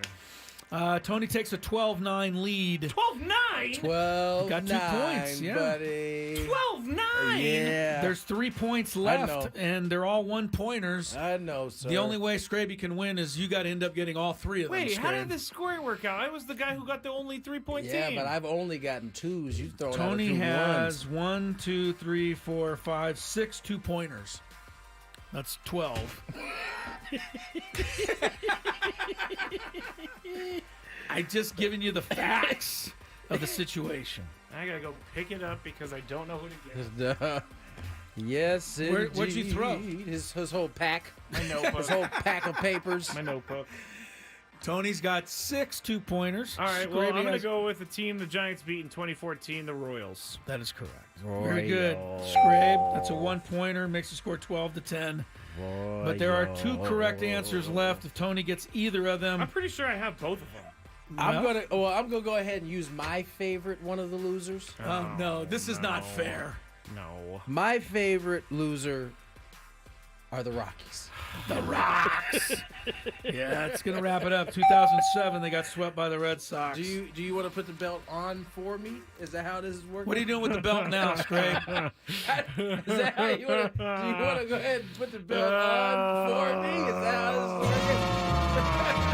working? Here. Oh, you turned it down. Oops. Yeah, turn that up. I like this song. I don't. Oh. The game is over. Tony is 1-13 to 10. You don't want to put it around my waist? I do not. No, I do not. It's not going to happen. There's one team left that lost the World Series this century. Does anybody know it? Yes, I do. It is the Giants. The Giants to the Halos in 2002. Stupid rally monkey. Correct. Yeah, the rally monkey year. You guys did very good in that category. We did so good. We have 5 minutes left. Tony had a little. The champ is here. Had good luck on the 2-pointers there, and that was the difference. I knew you guys were going to get them all, so I knew it was a matter of, who's going to get the right ones, and I did. Once you got the 3-pointer, Scrape, I thought you were in good shape. I also thought it was nice of Tony to let you go first. Yeah, man. Gave you that a was shot. a sporting move right there. Gave you a shot. I mean, it's like the. This looks good on me, doesn't it? Where are you wearing it? I'm wearing it on my shoulder. Same, and you don't have it upside down. No, I'm I don't. sure. I got it right. Right. I figured you'd have it. Fortunately, that belt is for the Eliminator Challenge winner, so it will not be in here every week. Oh, dang. Yeah. Maybe we should get one for the. I think we should. For the game show. I think the loser should have to put it around the guy's waist. That would be kind of funny. While the music plays. As Chris does play-by-play. Yeah. All right, so the championship is back in proper hands. Yes, it is. Proper hands. Tony has it back. Scraby borrowed it for a week or so there. There's one thing I want to keep an eye on here. I don't like Tony's little comments, like, dig at my soul. They infuriate you. It was just a week. It was just a week. It wasn't gone very long. They infuriate you. Oh, yeah, Nate says we should do it like the green jacket in the Masters. I think so. You should have to put it on me, dog. We'll do it. We'll make it like a consistent thing every week. You got to put a belt around me. That was hard to believe. This is like the World Series. You can't make any mistakes or you're going to lose. I made one mistake. Your reflection in this is pretty clean. I could see you. It's like, yeah, I knew that was going to be a tough one there. Tough category. Just gave Tony a salute. I'm watching the belt reflection. Trying to get back to really important stuff. Sorry. Getting there. I was getting carried away. No, it's quite all right. I'm just watching a little of this hockey right now, guys. We got Washington and Philadelphia. It doesn't mean a whole lot.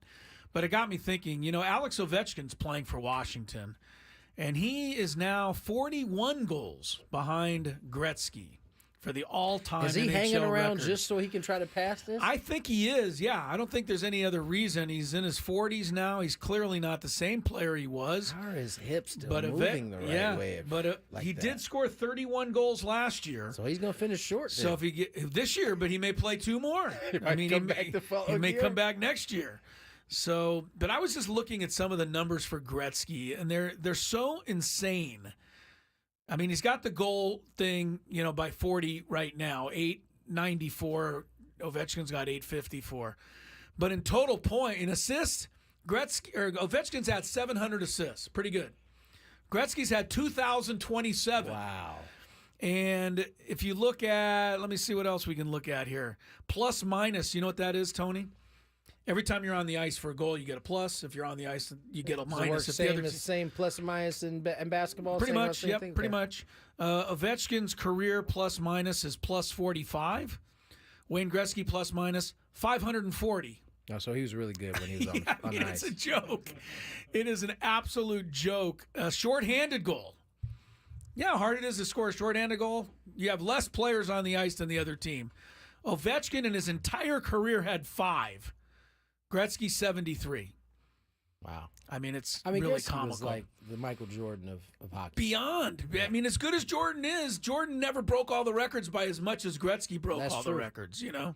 Gretzky is one of a kind. Yeah, but give Ovechkin's credit, man. He's got a chance to catch him, but he's going to have to hang on for 2 more years probably. Is he the forgotten legend? Because I don't think when we think of like Mount Rushmore of sports heroes, sports heroes, I don't think he makes the Mount Rushmore. I think in the last, I feel like he was there for it, like going into the 2000s. Like I think you didn't mention, might have been forgotten a little bit. I think he has been forgotten a little bit. Yeah, his career was ended in 1999. So it's been 25 years since Gretzky was on the ice. So a little of that has faded, but it's ridiculous. They changed so many NHL rules because of Gretzky. You know, the way they used to call penalties, the way they did power plays and shorthanded situations. The Edmonton Oilers used to try to take a penalty on purpose to bring the other team off with it, get one player from their team and the other team both off at the same time. Because if it was 4-on-4, then Gretzky had more room and it was even more tough to stop him. So they had to put a rule in, and you couldn't do that anymore. You couldn't purposely create. You couldn't purposely create. If you did it, if both guys got penalties, it stayed 5-on-5. Wow. Because Edmonton was doing it on purpose, and Gretzky was so anyway. Dan Lanning of the NHL right there. The Edmonton Oilers, coached by Dan Lanning. Yes. The Oregon guy. All right, good Fantabulous game show today. I hope you guys enjoyed it out there. The champ is here! Tony's back on top of the heap. You can be on top of the heap, Chris, versus the fans when we return.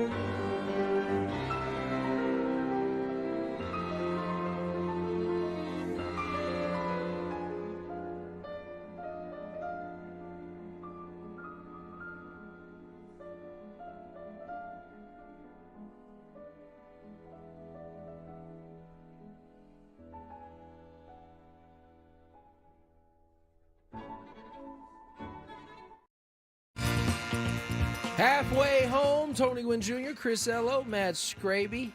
And yes, that was real. DePeche is what I thought it read. And E-Guy was correct, too. I thought that was his name. E-Guy was definitely correct, too. We have been known to butcher a name or two around here, but we do our best to try to get it right. In the history, yes. Yes, throughout the history, we have at times aired a couple little tidbits before we get into Chris versus the fans that have kind of come across the deck. Deebo Samuel, who left the game on Sunday, released out of the hospital today. He had pneumonia, which is kind of crazy. But you don't really hear about people getting pneumonia these Pneumonia days. is a dangerous. It is very dangerous. Yeah. So he's out. Glad to hear he's okay out home on that one. Panthers quarterback. What did you say? Oh, were you talking to me, Scraby?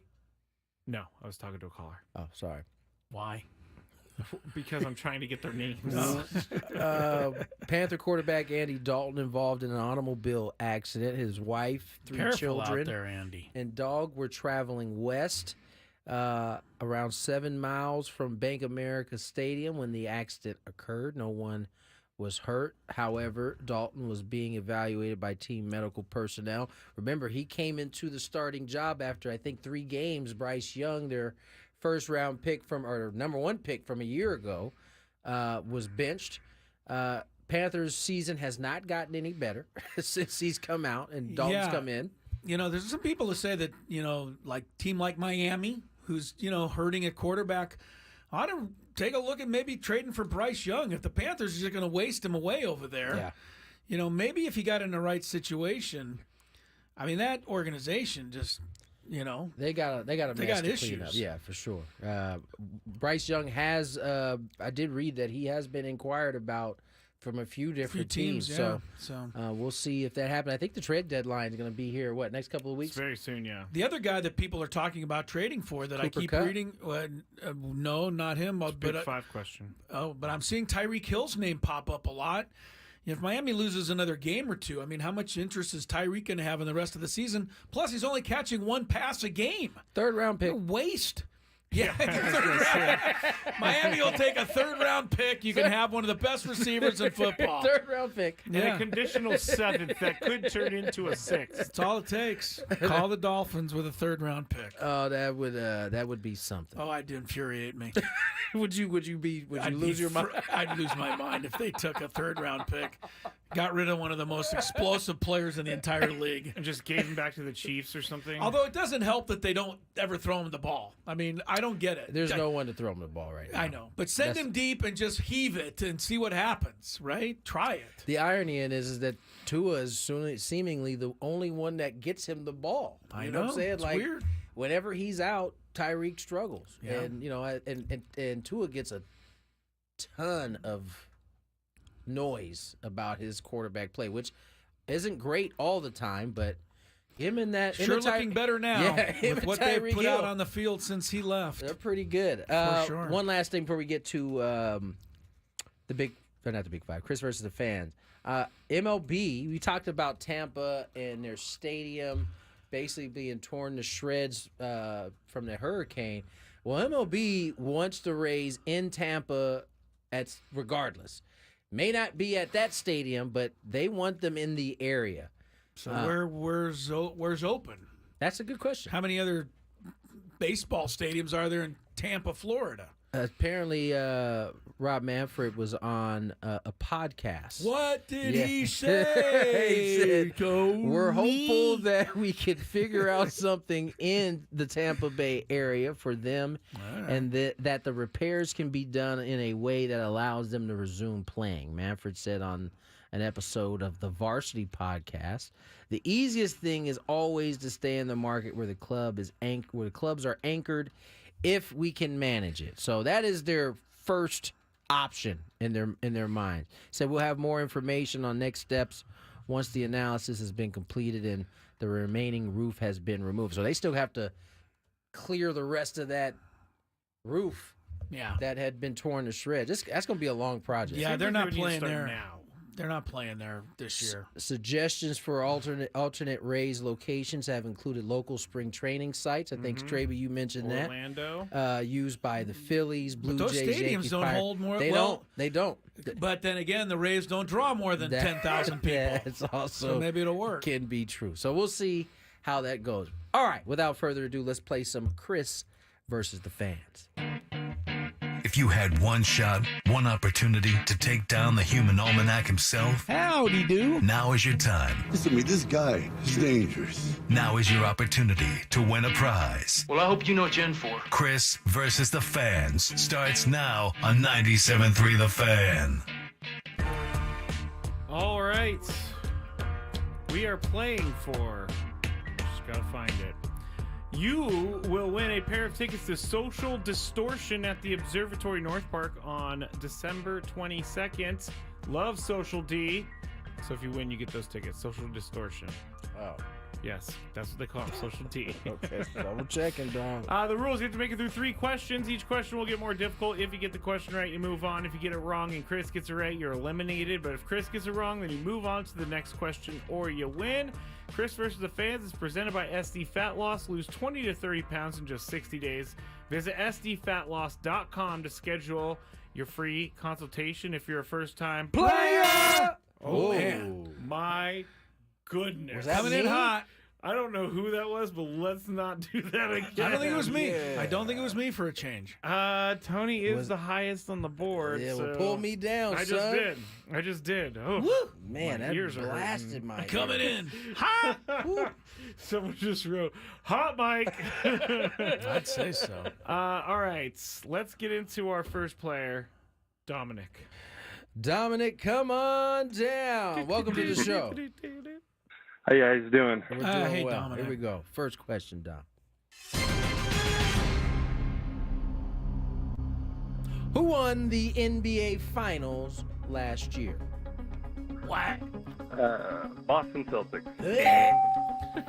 Yeah, they did. Not only that, did I heard the clip of when they won it last year? It would make you do that, Tony. Jason Tatum? No, the clip was, and the Celtics are once again the all-time NBA champions I because hated they now have more titles than the Lakers by one. You're just telling the truth. You know what, Scraby? You know, we're going to move on to the next section. Always poking the bear. Was he telling the truth? Next Always question. poking the bear. What team did the Padres take down in 1998 NLDS? NLDS. DS. Ooh. The Giants? I have no idea. Gigantes. Gigantes.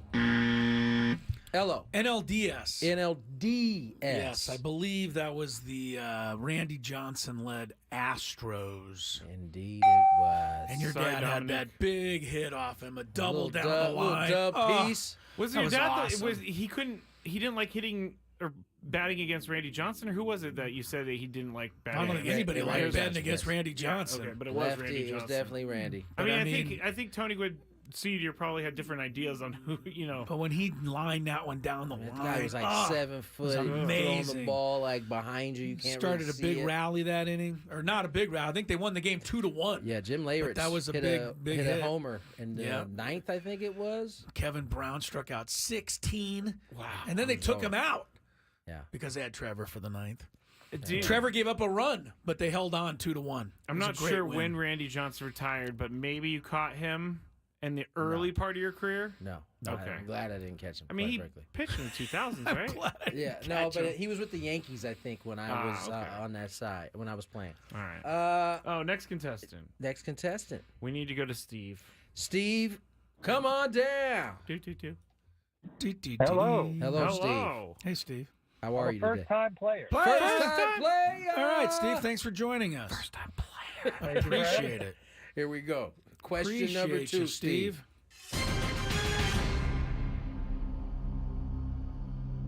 All right, Steve. What year did the NBA introduce the shot clock? I got 3 options for you. 1946, 1954 or 1974? I think we should make Chris go first on this one because Okay, there's choices. well, I have no idea about anything basketball related, so I'm going to say 1970. 74. Just trying to help you, Steve. Hello for the steal. It wasn't, he guessed the right one because 74 wasn't even an option. I mean, they definitely were before then. What'd you say, 46 or what?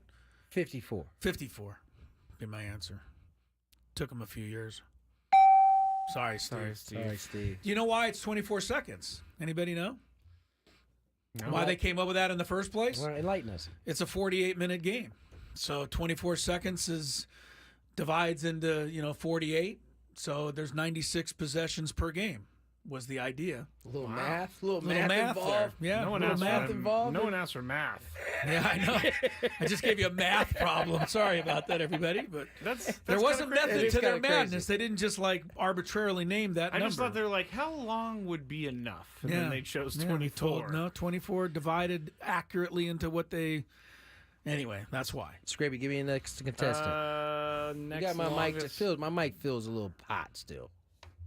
Next longest holding contestant, Tom. Tom, come on down. Come on down, Tom. Hey, you guys. Hey, you Tom. guys. How you doing? We're We're doing great, well, Tom. Tom. How about Great. yourself? Thanks for joining us. Hey, real quick. Yesterday about your Aaron Rodgers question, he actually got a verbal offer from Ted Tollner, and before they could get it in writing, Tollner got fired, so he went back to Saddleback and then went over to Cal. But he could have been an Aztec. Ooh. Wow. Aaron Rodgers. Did Chris and Scrape. We would like him a whole lot better now. More. Yeah, we'd like him a whole lot better now. That's good stuff. All right, Good here we go. story. First question. I have faith in Tom. Yeah, he knows. What number is LeBron James? Oh, gosh. 13? I don't know. Not an NBA guy. Don't know. Doesn't know. 13. It's too bad.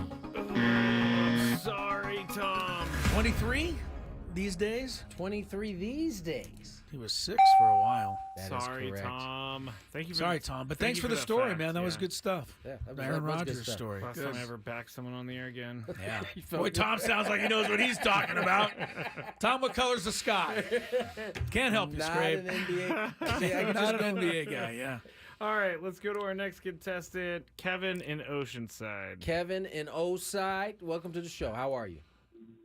Thank you, gentlemen. Good afternoon. Good Good afternoon. Here we go. First question. Where did Pittsburgh Steelers quarterback Justin Fields play college football? Justin Fields. Thanks, Grady. Oh, man. The natives are restless today, Scrape. Coming after you. I'm going to say Oklahoma. The Oklahoma. Where the winds come, sweeping down the plains and the waving. Sorry. The Ohio State The Ohio State Buckeyes. That is correct. Sorry, Alex. We move That was on Kevin. to another. Oh, Kevin. Sorry, Kevin. No, I thought it was oh, yeah, I had the wrong. Sorry. I take a lot of pride in getting to know these contestants. Let's go Pretty to the obvious. next longest holding caller, Jason. Jason, welcome to the show. How are you? Hi, Mike. How are you? gentlemen. What'd you say your name is, Jack? What was it? I go by Jason, but you can call me Jack today. Okay. Here we go. First question. Dan Orlovsky is currently an analyst on what TV channel? I'm sorry, I missed the first part of that question. Dan Orlovsky is currently an analyst on what TV channel? Oh, man. Never heard of the guy. I'll say ESPN. Great guess. Great guess. He was getting crushed by his people the other day. Question number 2. Who holds the Padres single season record for RBIs? Good one. Ooh, Good one, Scrape. I like it. Thank you. I don't know if I that know is a this. good one. I want to say it, but I'm almost thinking I shouldn't say it because then Chris is going to piggyback off me getting the wrong answer. Oh, a little strategy here.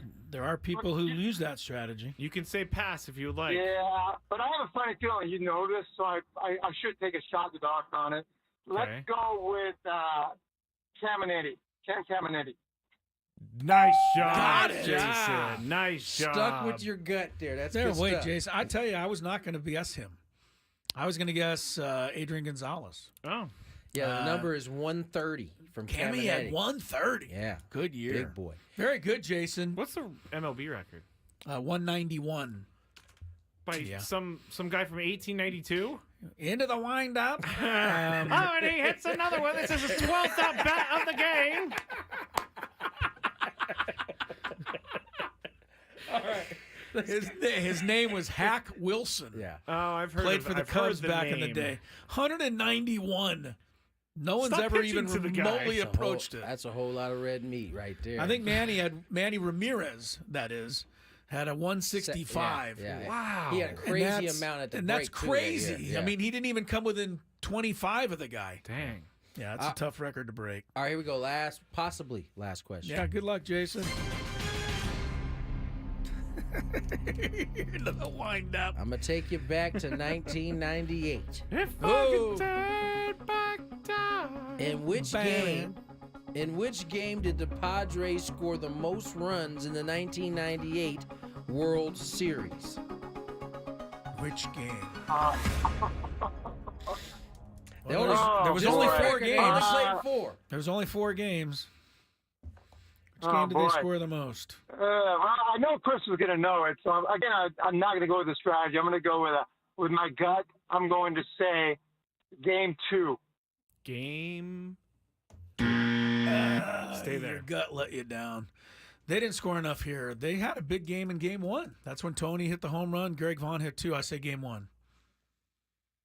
Yeah. Oh, good playing, Jason. Good playing, though, Jason. Seriously. Well done. Padres put up 6 runs in that game and lost 9-6. Yeah. All right, tiebreaker. Who's our player for today? The tiebreaker player is Sam Madison, the old cornerback of the Miami Dolphins. Sam Madison. It always I don't know comes why. back to some Dolphins guy. It does not. Ridiculous. I think, if I'm not mistaken, my partner worked with him quite a bit when he was in Oh, Jesse? Miami. Yes. Oh, good. Oh, well, he did play from the Dolphins from 97 to 2005. Okay. He's all 12 pro. years total Okay. in the league. Let's get our contestant on, Cameron. Hi, Cameron. Hello, Cameron. Hello. Hello. So Do you I'm know how gonna, this works? Yeah, go ahead, Chris. Scraby's going to give it a question. I'll give an answer, and it's a number.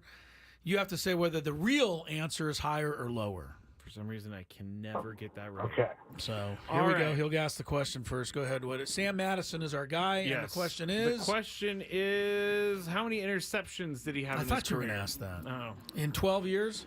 yes. I certainly don't know how many he had. He was a good player, Sam Madison. I'd say he had 50. 50. No, wait a minute. Too many. All right, 40. 40. Yeah. Cameron, is the actual answer higher or lower than 40? I liked it when he said 50 better. What'd you say? Lower. He's still going lower. You are correct. How many was it? Stay there, Cameron. I need to get your information. It was. Chris is getting really good at these. 38 career 38. interceptions. It was Yeah. pretty That's close. crazy. That's Yeah. too close. That was close. All That right, is very really good, Cameron. close. Stay on the line. You are the winner How many today. pick sixes do you think he had in his career? Out I of don't these know. 38 interceptions. I would love to say I remember a couple of 6. them, but I don't remember any. 2. Yeah, 2. 2. Huh? Yeah. All right. All right. In fact, I don't think the Dolphins have had a pick 6 this century. Jalen Ramsey got tackled last year. No, actually, they had one last year. Remember in the Jets game in the last play of the first That's half? right. That's right. Jets threw the Hail Mary. The guy caught it in the end zone and ran 100 yards the other way. I do remember that, actually. To the house. To All the right, house. Let's get to break. When we come back, Jerry Jones is at it again. We'll talk about it on the other side. More Gwynn and Chris, here's traffic. From the 97.3 The Fan Traffic Center, here's Kelly Danick. Traffic is sponsored by the Mini Donut Company. Well, guys, got a few things going on here. One is this traffic alert in the South Bay, westbound 905 at Britannia. All lanes are blocked for investigation of that fatal accident that happened after 2 o'clock this afternoon. Also traveling out of the South Bay, northbound side of the 5, right before the 54. Collision over the right shoulder, and southbound 5, right before East Street, reports of a collision.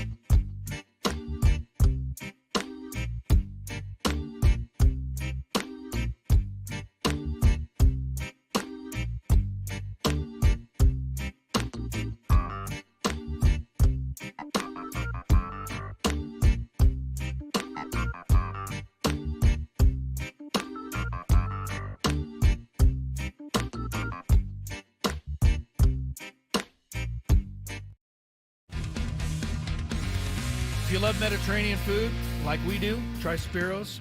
It's authentic Mediterranean cuisine. Coronado, La Jolla, dining or takeout options, catering, visit spiroscuisine.com. Chris Ello, Tony Gwynn Jr., Mr. Scraby, who has a Scraby's Chronicles show coming up at 6 o'clock tonight following this show. The Chronicles. I sure do. Something to complain about? I mean, some things to Where complain you go about? to complain. Yeah, I put all the stuff that you guys aren't going to want to talk about. Have you ever got into one of the Chronicle shows and just felt like, I'm going to have to celebrate the world of sports tonight? Got nothing to complain about. Oh, yeah. I mean, sometimes it's hard to find a daily grape. Sometimes it really is. I'm going to talk about this Quinn Ewers thing later. Did you guys see this? This account called 24/7 Sports, which is one of those like aggregator accounts on social media. Aggregator? Like they just steal a bunch of news and repost it. But they posted that Quinn Ewers was going to sit out the rest of the season to get ready for the NFL draft, and everybody freaked out because obviously he's the quarterback of Texas. Well, guess what? They got the Manning there. Guess what? What? It wasn't true? It wasn't true. Of course it and wasn't. 24/7 Sports said they were hacked, but really what happened was they just threw something out there and we're going to talk wrong. I guess we're going to talk more about it in the Big Five. I forgot it was in there, but we'll talk more about that. Also, this guy's giving away his Big Five material. We're not even there yet. Eric Hosmer said something on Twitter. The Haas. That has caused quite the controversy. Good for quite. Are you going to tell us? Tony, maybe you can help me with this. Who's singing here tonight? Do we know? It is opening night in the NBA. They're having a huge concert outside the, looks like TD Garden there. Yeah. Thousands of fans on hand to see this guy sing with a Jaylen Brown jersey on. I don't know who that is. Don't know him? No. All right. Yes, I will tell you, Tony. What did I say? You win the trade when you win a World Series. Oh, boy. I mean, Chris kind of said this yesterday. He did. so he's only confirming it. You win a trade when you win a World Series. So technically, no one's won it yet. Correct. Yankees have to win it. They do. But if they win. This is the worst case scenario. It's not a worst case It's not World Series It's not a winners. great case scenario. Because if the Dodgers win, we hate the Dodgers. Oh, from that standpoint, yes. If the Yankees win, then Juan Soto gets the title. Yeah, so he already has one, by the way. That's true. That's true. Did you ever look at the final results of our poll yesterday? Oh, good point. I think it's one thing to put a poll out. It's another to at least remember that we put it out and maybe mention it again. Yes. I got quite the comments, let me tell you. Who are you going to cheer for in the World Series was the poll. I only put Yankees and Dodgers, and as I predicted, many people commented with, you don't have neither. Yeah, because you don't get that option. But you Yankees, don't get to cop the plea on this one. Out of 724 votes, the Yankees won 90%. 90%? What, Yankees? Yeah. Yankees. Man, we hate the Dodgers here. We really hate them. Here's one. I didn't watch the LCS and will not watch the World Series. As simple as that. Yeah. As painful as 98 was, Dodgers hate over Yankee hate, especially after how they acted. Here's one from Brian. How they acted or how... Oh, okay, yeah. The Dodgers Manning acted. thing, yeah. Brian says, neither. You can enjoy baseball without liking a team. Yeah, there you go, Brian. It's just a human nature to pull for one side. I disagree with Brian. I don't think you can do it. You absolutely can. You can just watch the game. If You can baseball, broadcast a game, I believe. I think you can even cover one for the newspaper. Well, you have to in those spots. But I don't think you can just sit there as a fan and watch the game for the hell of it. You got to root for something. If you like baseball, you can watch. You can? Yeah, of course. You can. I mean, don't you have to root for the guy to strike out the guy, or for the guy to hit the ball? I guess hit a home run, or one of the two. I mean, listen, Shohei Ohtani's playing in it. I mean, Mookie. I mean, you got some of like the biggest. So you can root for all those guys. You just watch them do their thing. You don't have to be rooting anything. You can just watch good baseball. A guy makes a good pitch on Betts. You're like, that was nice. And Betts takes a good swing on a pitch that he shouldn't have, and then hits a base hit. You can appreciate that. I get because like you know what? I'm speaking for everybody. No, in the Super Bowl, I I'm can not appreciate it. necessarily pulling for anyone unless my Right, team's right. in it. Yes, you 100%. are. I'm just watching. Yeah, you're not. I mean, at some point you make a pick on the show. You say, I think the, Okay. I think the Eagles are Let going to me win. ask you a question. And When you you- kind of root for the Eagles, even if you're not a, Well, yeah, even 'cause if I it's want not a my pick to come hardcore true. like jumping up and down. Yeah, you're right. In the Let me back ask of you- your mind, you kind of hope Yeah, you're right. Let me ask you a question. You turn on any game, right? Right. That you're not a fan of either team. Okay.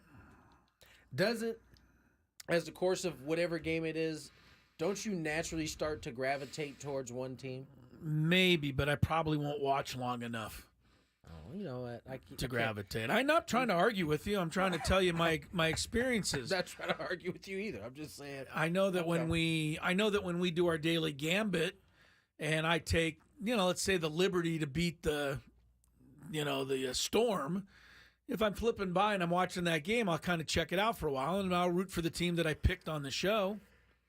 But if I didn't make a pick and the Liberty are playing the Storm, yeah, it's hard for me to watch sometimes. Well, it sounds like you guys are gonna not enjoy this World Series. Well, you're already yes. Well, that's that was correct. that was what I That brought was up already yesterday. going It's going to into be it. tough. For haters like me, this is like the worst possible thing. One more comment from Artie. Artie is a longtime Gwynn and Chris listener.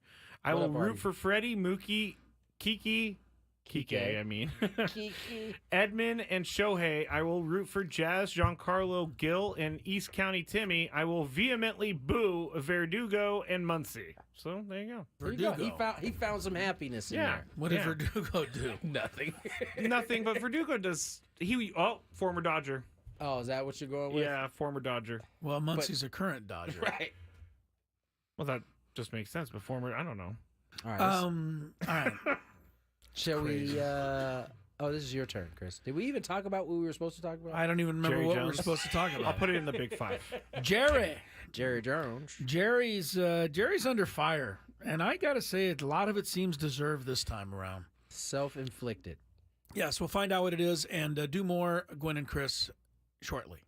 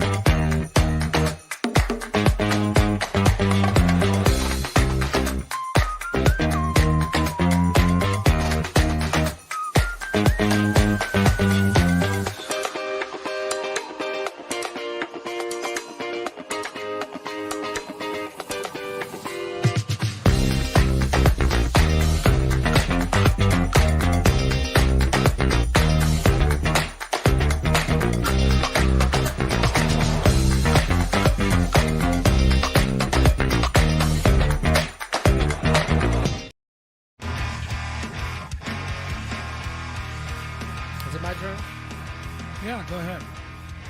Welcome You the back. guy. 439. Tony Gwynn Jr., Chris Ello, Matt Scraby. We decided to push our Jerry Jones conversation to the Big Five, where Scraby has a chance to mess this whole thing up. So Not very nice. He seems to be struggling over there. You know, I'm not struggling at all today today. the buttons have worked on time. He's gotten them up, unlike yesterday where we we throw to him and then it'd be like a delay of like 5 to 10 seconds. At one point, we were filibustering for like about 2 minutes. That was because the video didn't work. Felt like Jimmy Stewart out there. Jimmy Stewart? The Mr. Smith Goes to Washington was a famous movie in which Jimmy Stewart played a senator who had to filibuster for like 2.5 days or something to get something passed. Yeah. You know, I gotta say, I've been watching House of Cards, and like some of Spacey's a great actor. He's a great character. It's just kind of sad to at the find end, what happened to him. at the end season, it's not great. The real but, Kevin Spacey, I mean. There's so many weird things that happen in our government, like a filibuster. Yeah. like you just talk until until something good happens. yeah. It is kind of a wild, idea, right? These are the people that are running our country. These people that are running our country right now, I mean, can you imagine being a fly on the wall in any of the meetings that any of these people have? That's true. It's got to be, God knows what's going on. All right, let's get some traffic and then off to the Big Five. From the 97.3 The Fan Traffic Center, here's Kelly Danick. Traffic is sponsored by the brand new Front Wave Arena in Oceanside. Well, that South Bay ride has been tough this afternoon, guys. Westbound 905 at Britannia, all lanes remain blocked for investigation of a fatal accident that happened a little after 2 o'clock this afternoon. So be prepared for some traffic diversions and delays west 905 at Britannia. Also traveling on the northbound 5 right before the 54, collision over the right shoulder. Now, southbound side of the 5, an accident just before J Street. Looks like that's at the clearing stage over to the right shoulder, but up ahead, crash partially blocking the J Street off-ramp of southbound 5. Eastbound side of the 8 before Waring Road, collision over to the right shoulder, emergency crews have got the slow lane blocked. The San Diego Clippers are ready for an exciting season at Front Wave Arena. The home opener on November 8th is Bill Walton Night, presented by Front Wave Credit Union. Join the fun as we celebrate Bill Walton and his legacy. You won't want to miss it. Grab your tickets at frontwavearena.com. I'm Kelly Danick with Gwynn and Chris, San Diego's #1 sports station, 97.3 The Fan. It's that time of the show when we check on the latest in sports. Only the most important topics and questions are brought to light. Stop what you're doing and listen. These news stories will astound and amaze you. The one, the only. Oh my God, who the hell cares? The Big Five starts now on 97.3 The Fan. And officially, I'm on. What was that? Yes. And officially, guys, the NBA season is underway in Boston. Do you have a Joel Embiid note in the Big Five? I do not. I don't know if you saw it, Tony, but both of them. Joel Embiid is out for the first week of the season. I believe it would be newsworthy if they wrote a story that said Joel Embiid is in for the first week of the season. When is he not out? There's already been both Kevin Garnett sounding off on this, and Shaq sounding off on this. You're getting paid for 82. Yeah, but nobody wants to play him, right? Well, it'd be different. I think it's going to start to raise eyebrows if indeed Embiid is hurt again come postseason after approaching it this way, and we're starting to see that more and more. So. I don't know what the answer is, but... Did he ever end up last year with enough games to even qualify for MVP? Remember they had that whole controversy? I don't think he did. Yeah. I don't think he qualified, so... Yeah. All right, we'll talk about that later. Big Five is the Big Five is brought to you by Summit Subaru of El Cajon. See all the 2 ways to save right now at summitsubaru.com. I did a lot of Paul George reading this morning, which Joel Embiid was featured in that, and they're both not playing in their opening game. True. Anyway. Number 5. Cooper Cup's time with the LA Rams might be coming to a close, everybody. Yahoo Sports' Charles Robinson reported last week that Cup could be a trade target near the deadline, and now that it actually appears to be coming to fruition, and you may think, how many teams are calling to inquire about Cooper Kupp? Well, it's not about the teams inquiring. It's about the Rams reportedly calling teams to check in on whether or not they would like the services of Cooper Kupp. 4th round pick then. 4th round pick? Yeah, you don't get a 3rd rounder if you ask me. Well, here's what they want. They want a 2nd round pick in return, according to this report. Even a 2nd round pick is not enough for Cooper Kupp, I don't think. The Rams are reportedly willing to take on some of his salary in order to get to a deal, but under his current contract, he's set to make $9.1 million guaranteed this season, followed by $20 million in 2025 and $19.85 million in 2026. So, Tony, would trading Cooper Kupp be a mistake for the Rams? Actually, let me ask this. Is Cooper Kupp still a top-tier wide receiver in the NFL? Yeah, I think he's just been hurt. I think we see lots of cases where guys are banged up and then they come back the next year. He's still relatively young, too. But there isn't a level of attrition that starts to take place as these guys play longer. But I still think he's an elite quarterback, wide receiver. Do I think it'll be a mistake? Right now, I do think it would be a mistake. All right, Chris, both questions. Is it a mistake, and is he a top-tier wide receiver? I think he's a top-tier receiver, and for that reason, I think it's a mistake. I don't know why teams think they're going to get better by trading away really good players. And I know they don't want to pay him, but there's a salary cap anyway. You got to use the money on somebody. Why not use it on guys that are established and good that are already in your locker room? I think it goes back to the same problem. They just don't have him in the lineup ever. What do you mean ever? He's missed what? This year? He's missed like 5 games this year. This year. But and that's last year, I'm going to his stat Did he page. miss him last year, too? He missed him last year. He missed 5 last year. He missed 8 the year before. All right. So he also wasn't. He was also active in the Super Bowl when they won. To me, that always means a little something. I know to teams it doesn't. I like Cooper Kupp. Me too. I think if the Rams are going to be good, he would be one of the reasons why. Trading him would not help. For sure. Number 4. Jerry Jones called into his weekly 105.3 The Fan. He returned? Didn't he get the guy fired last week? No, actually, he didn't think it was that big of a deal. Jerry didn't? He said, I'm surprised that last week got the attention it got. He can't be serious. Jerry. He has to be. I mean, he's living in the clouds. But he was also asked about why the Cowboys. He's living in the clouds? He is. I hope it's a cumulus cloud. He was also asked about why they didn't, actually, they brought up if the Cowboys had interest in signing Derrick Henry in the offseason, and Jerry Jones said, quote, I don't know if he'd be having a career year in our situation. We don't run that type of offense at all. Derrick Henry didn't fit because of managing the salary cap. So, Chris, has Jerry Jones lost his mind for real this time? The marbles are rolling around a little bit, I think. They're loose. I'm a fan of Jerry Jones, more than probably most people. I know Dallas fans aren't a fan of him any longer, but I think he's starting to slip a little bit. I mean, players lose their fastball. I think owners can lose theirs as well. I mean, yeah, I agree. I really think for Dallas to be good again, they may have to wait until Jerry Jones, finally sells the team, bequeaths it somewhere else. I got bad news for I know nobody's. He's not you're waiting on that.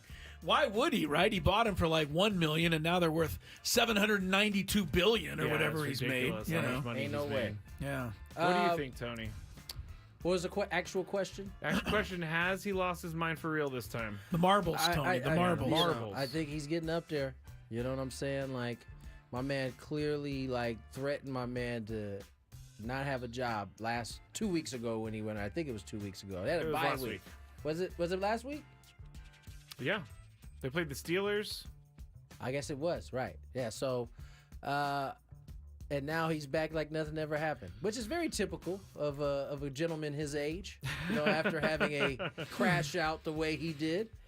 But I do think he's lost his mind. I thought it would be quite rich for him to say, well, I don't know if he'd be having a Doesn't that put down your offense? That's a bit of a... It puts him down. Yeah. Well, you don't know because you didn't sign him when you had a chance.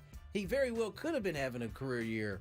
You don't even have to block for Derrick Henry. With a Cowboy. All you have to do is turn around and hand him the ball. And by the fourth quarter, he's knocking people over like bowling pins. And by the way, that's the difference between John Harbaugh and Mr. What's the head coach? And McCarthy. John Harbaugh was smart enough after week 2 to be like, you know what? Maybe we need to add a fullback back there and use him like an I-back. That's not the offense that the Ravens ran last year, by the way. They changed it because they had a player in their system that warranted them changing it. So for Jerry to get out there and say, I don't know, we don't run that type of offense, and I don't know if he'd have a career year. Well, that's another indictment on you. What does Jerry even have to do with the running of the offense? Nothing. I mean, that's the problem right there, is that he feels like it's his offense. Maybe that's why he keeps Mike McCarthy around, because Mike McCarthy's easy to manage. Because I don't really understand any other reason why I'd keep him. Yeah. The guy's terrible. No, I get it. So you get it? Mike McCarthy's just happy to have a job, it seems like. Number 3. I'm sure he would love Derrick Henry on his team, though. Not shocker of the day, guys. The A's in Major League Baseball have decided to move away from a synthetic playing field in Sacramento, and they are going to go with natural grass, which they didn't want to do because they have 2 teams playing home games between the MLB team and the AAA team this summer, or coming summer. Grass fields rarely reach temperatures above 100 degrees, but by contrast, synthetic surfaces can get to a maximum temperature as hot as 140 to 170 degrees under hot, sunny conditions. Now, this past summer, Sacramento had one of its worst heat waves on record. It had its hottest 20-day stretch, averaging 103.8 degrees during those 3 weeks from June to July. And on July 5th, the temperature reached 110. The next day, temperature was 113, and they're playing outdoors. Tony, what happens when it's too hot to play? Is there such thing? Well, if it's high school football, you go inside, you don't play. Maybe they got to put that rule in MLB. That's these new wave that is of children that have started playing youth sports. We played in it. I feel like I was in Arizona playing in that. Not only did we play in it, we weren't allowed to drink water. Yeah, it's true. It is true. There's a reason why we've lost a few brain cells earlier. That's why I'm the way I am. That's right. I don't know what happens when it's too hot. It's just hot. You get through it. 113 is borderline dangerous. Dog, I remember facing Zach Wheeler in Las Vegas when he was a Met. Oh boy. And it was so god awful hot, but there was no recourse. You just had to play the game. That's crazy. I just don't understand why this is going to be a good idea in any idea or any form. Chris, what happens when it's too hot to play? I don't know. What happens when it's -12 with a wind chill of -32? The Dolphins tee it up against the Chiefs anyway. Is there cold? Hang with them. Do you get cold delays? I mean, there's just as much danger in playing in that kind of cold as that kind of heat. Probably. Either you are not playing because of weather, but that's it. There ain't like, if it gets to this temperature, like I've never experienced that. Maybe it happens, but I don't know if it happened. Number 2. Yesterday, social media was ablaze with the news that Texas quarterback Quinn Ewers was going to sit out the rest of the season and prepare for the NFL draft, but a source close to Ewers said that 24/7 Sports deleted Instagram post about the Texas quarterback sitting the rest of 2024 to prepare for the NFL draft is, quote, absolutely not true. Now, 24/7 Sports said it was likely hacked. Chris, do you think they were hacked? The good old hacking, huh? Hacking gotcha. Yeah, that's a good fallback. It's not a good one because nothing else was posted. How many times have we discussed this? Journalism in this world is at an all-time low. And this sounds like it's another example of it. So Tony, no, I don't believe the hacking story. Were they hacked? No, I don't believe they were hacked at all. All right. Someone went with it, then found that they were wrong, and then tried to come up with an excuse. Yeah, first not correct was there. Never mind. Something I always found weird is something that Sixer Paul George also finds weird. On his podcast, he called out a reporter in Washington that would stare at players' private parts in the locker room. Why are you telling us this? Quote, there was nice an relaxing afternoon over here. There was an incident, and there was even way back in my time of being in the NBA where guys would talk about this situation. There was a reporter in Washington that would stare at dudes' bleeps while they're on calls or while they're changing. Tony, do you find it weird reporters are in the locker room while players are changing? That's a funny question. As I told you before, I kind of grew up in the locker room, so I don't know of a world in which they're not in there. As a kid, I certainly used to find it weird. Like, yo, you guys are just going to get undressed. These people that you don't know are just standing around. Yeah. And there's definitely, was there language that Paul George used?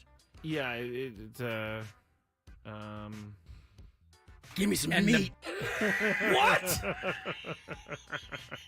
All right, we need to go. This show just went to TV-MA. Go to break.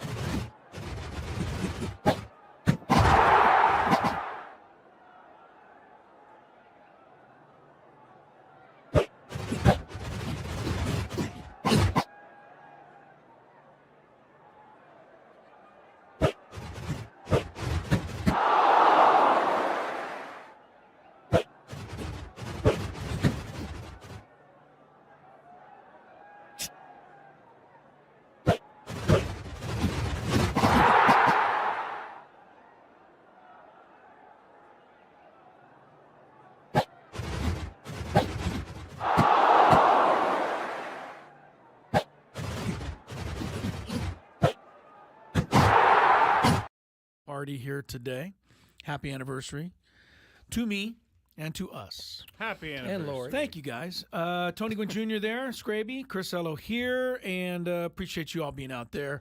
Scraby's got a Chronicles coming up an hour from right now. Underway is the NBA season, and if the first game is any indication, you can just pack it in right now. Forget it. First quarter, the Boston Celtics have already put up 43 points. They're still playing in the first quarter, by the way. The Celtics are 10 of 16 shooting threes. I don't know what the record is for most threes in one game, but I know that they're on pace for 40 made three-pointers in this game. They shoot a lot of them. Let me see. I don't think anybody's ever made 40 three-pointers in a game. That's 120 points right there. It says 29. 29 is the record. Okay, From that's the about Bucks. right. So the Celtics have 10 already in the first quarter. They're leading the Knicks by 21 points. Knickerbockers, get after it because you guys are getting whooped. Jason Tatum's made 4 out of 6, Tony, just to make me feel good. I think right now, if you're an athlete and I'm not a fan, you are going to flourish. That just seems to be the way it's going right now. This looks pretty terrible. The Knicks? Well, I mean, Boston's shooting is, I mean, what are you supposed to do? Guard everybody out there 45 feet from the basket? No, I mean, if they're gonna, and they keep making them. This is when they're at their best. Too often, in the past, outside of last year, they have too many soft spots where they aren't hitting threes, and they keep hoisting them. Well, tonight is not one of those nights. No, they hoisted enough to win a championship last year. They're off to a good start. Lakers open tonight against the Minnesota Timberwolves. All eyes will be on the end of the Lakers bench. Never mind the game itself. But when or is Bronny coming into the game? We'll find out. LeBron James said today, all in good time. Whenever it happens, it happens. Yeah. But Scraby and I know better. The conspiracy says that LeBron James has ordered J.J. Redick to put him in the game. Get him in tonight. the game now. I also heard because that J.J. Redick is just a puppet of LeBron James, right, Scrape? I mean, it is true. I also heard they. You heard from some people. Anytime I say I also heard, it's some stupid One thing I'm about text. to say. No, I also heard that they're drawing up a bunch of out of bounds plays for Bronny to get the game winner. Yeah, okay, you're just making up stuff now. This is where we're at. The only way that can happen is if they stay close enough to the Timberwolves tonight. Some NFL catching you up on that. Chris Godwin, unfortunate, got hurt late in the game last night. Bucks lost to the Ravens. Godwin was still in the game in the final minute, and he's just wrecked his ankle. So it's all over for Godwin. Mike Evans, this year. Dead? No, he's alive, but it's all over. He's alive, but not well. Mike Evans is also out for at least a few weeks. But the thing that, we played the clip earlier, Tony and I, and Todd Bowles taking heat because one of his starting receivers is in the game. I commend him in a lot of ways. Do you want to hear it again? It was really uncomfortable, I thought. I think we should play it for. They asked him 3 times. They were trying to get him to admit that he'd somehow should have rushed everybody out of the game because they were losing by 10 points. Here's Todd Bowles after the game. Don't have any timeouts. It's under a minute. You would need a score, an onside kick, another score. Why is Chris Godwin in the game at that point? Well, he's a player. We're trying to win the ball game. We're still down 10. We're trying to get extra points and kick another onside kick. It just happened. With Mike going down, we didn't have that many receivers left as it was, so we play what we got. Isn't that even more, perhaps, important to preserve Chris for the Falcons and Mike's possibly not going to play? Well, you can say that because he got hurt. We don't second guess. We got our guys. We're playing everybody we got. It's unfortunate he got hurt. We feel bad about that, but he's a football player and he wanted to be in the game just like Baker and everybody else wanted to be in the game. But you have an obligation, though, to protect your players Is from this the same themselves. guy? I do protect my players all the time. I feel like that last question is the one that steps over the line. This is the you know. I feel like all three of them step over the line. Frankly, The first two, you might get away with the first one. I think this is part of the issue, and this is why I respect Bernie Wilson so much.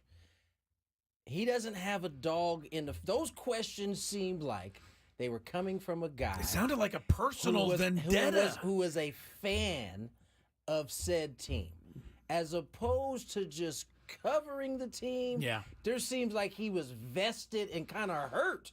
Right. That Chris Godwin got hurt in that situation. You just took Chris Godwin from my team. That's what it felt he has him in fantasy football. That's it. That's what it felt like, especially the third one. Like, okay, you took 2 bites. You're gonna go. I just loved his first answer. Why is he playing? Well, he's on the team. He's a player. He's a player on the team. What do you mean? Why is he playing? I just think that reporters, makes it tough on the rest of us out there. Yeah. When Mike Schilt comes on this station and he's a little hesitant sometimes because he doesn't know who I am yet. To me, it's people like that asking questions at other press conferences throughout the year that make it more difficult for somebody like me who's just trying to ask a question. I mean, that's it's the harsher way. It sounded like I was a fanboy asking questions to Todd Bowles gets a lot of credit, and he handled it with. How about throwing those at Bobby Knight or something one time? Bobby Knight would have for sure Can came you imagine? off of the podium and would have been down there ready to scrap. I feel like once you question a coach's dedication to player safety, obligation. Isn't it your obligation? Isn't it your obligation I'm pretty sure he's not putting Chris Godwin in there to get him hurt. Have you seen the game that you're covering? Yeah, it's a pretty violent game. He also had to field 11 players. You can't just phone the rest of the game in. And they had Mike Evans out. I mean, okay, but you guys... we didn't have a lot of receivers. Well, isn't even that more reason why you couldn't have been in there? We should have threw our backup quarterback in there to play wide receiver. We're playing the Falcons next week. Did you know that? That was. Do you guys? Okay, so you guys haven't answered. Do you disagree with Chris Godwin being in the game? No. No, I mean, yes, in retrospect, but no, No is the answer. Yes, I mean, if I'd have known, if you'd have told me, hey, you put Chris Godwin in here, he's going to get hurt, then I'd be like, okay, I'll keep him out. But that literally can happen on every play in the NFL. Yeah, it can, and they didn't show the replay again. So more importantly, he wanted to be in there. Why are we doing it? Yes, he did. He wanted to be in the game. But isn't it your obligation? I mean, if you have him on your fantasy roster, you should be happy he was in there picking up some cheap yards for you at the end of the game. Hate when they take my guy out. Yeah. Give me all those. I need every point I can get. Didn't he make a catch on that play? I don't know. I didn't see the last minute of the game. Okay. I'd already Me flipped too, off. when everything happened. You'd already moved on, Chris? Moved on, yes, to taped events, like the Chargers game, which was boring. Scrapey brought up an interesting question as we start the final hour of the show, and that is how badly, I don't know if badly is the right phrase, but how important, right, for the Padres, the Padres, to keep both Mike Schilt, who is, they're going to keep him, but he's a lame duck, as they say, right? He's got 1 year left on his deal. Very few managers in Major League Baseball actually manage with that. They always have a little more, support. Right.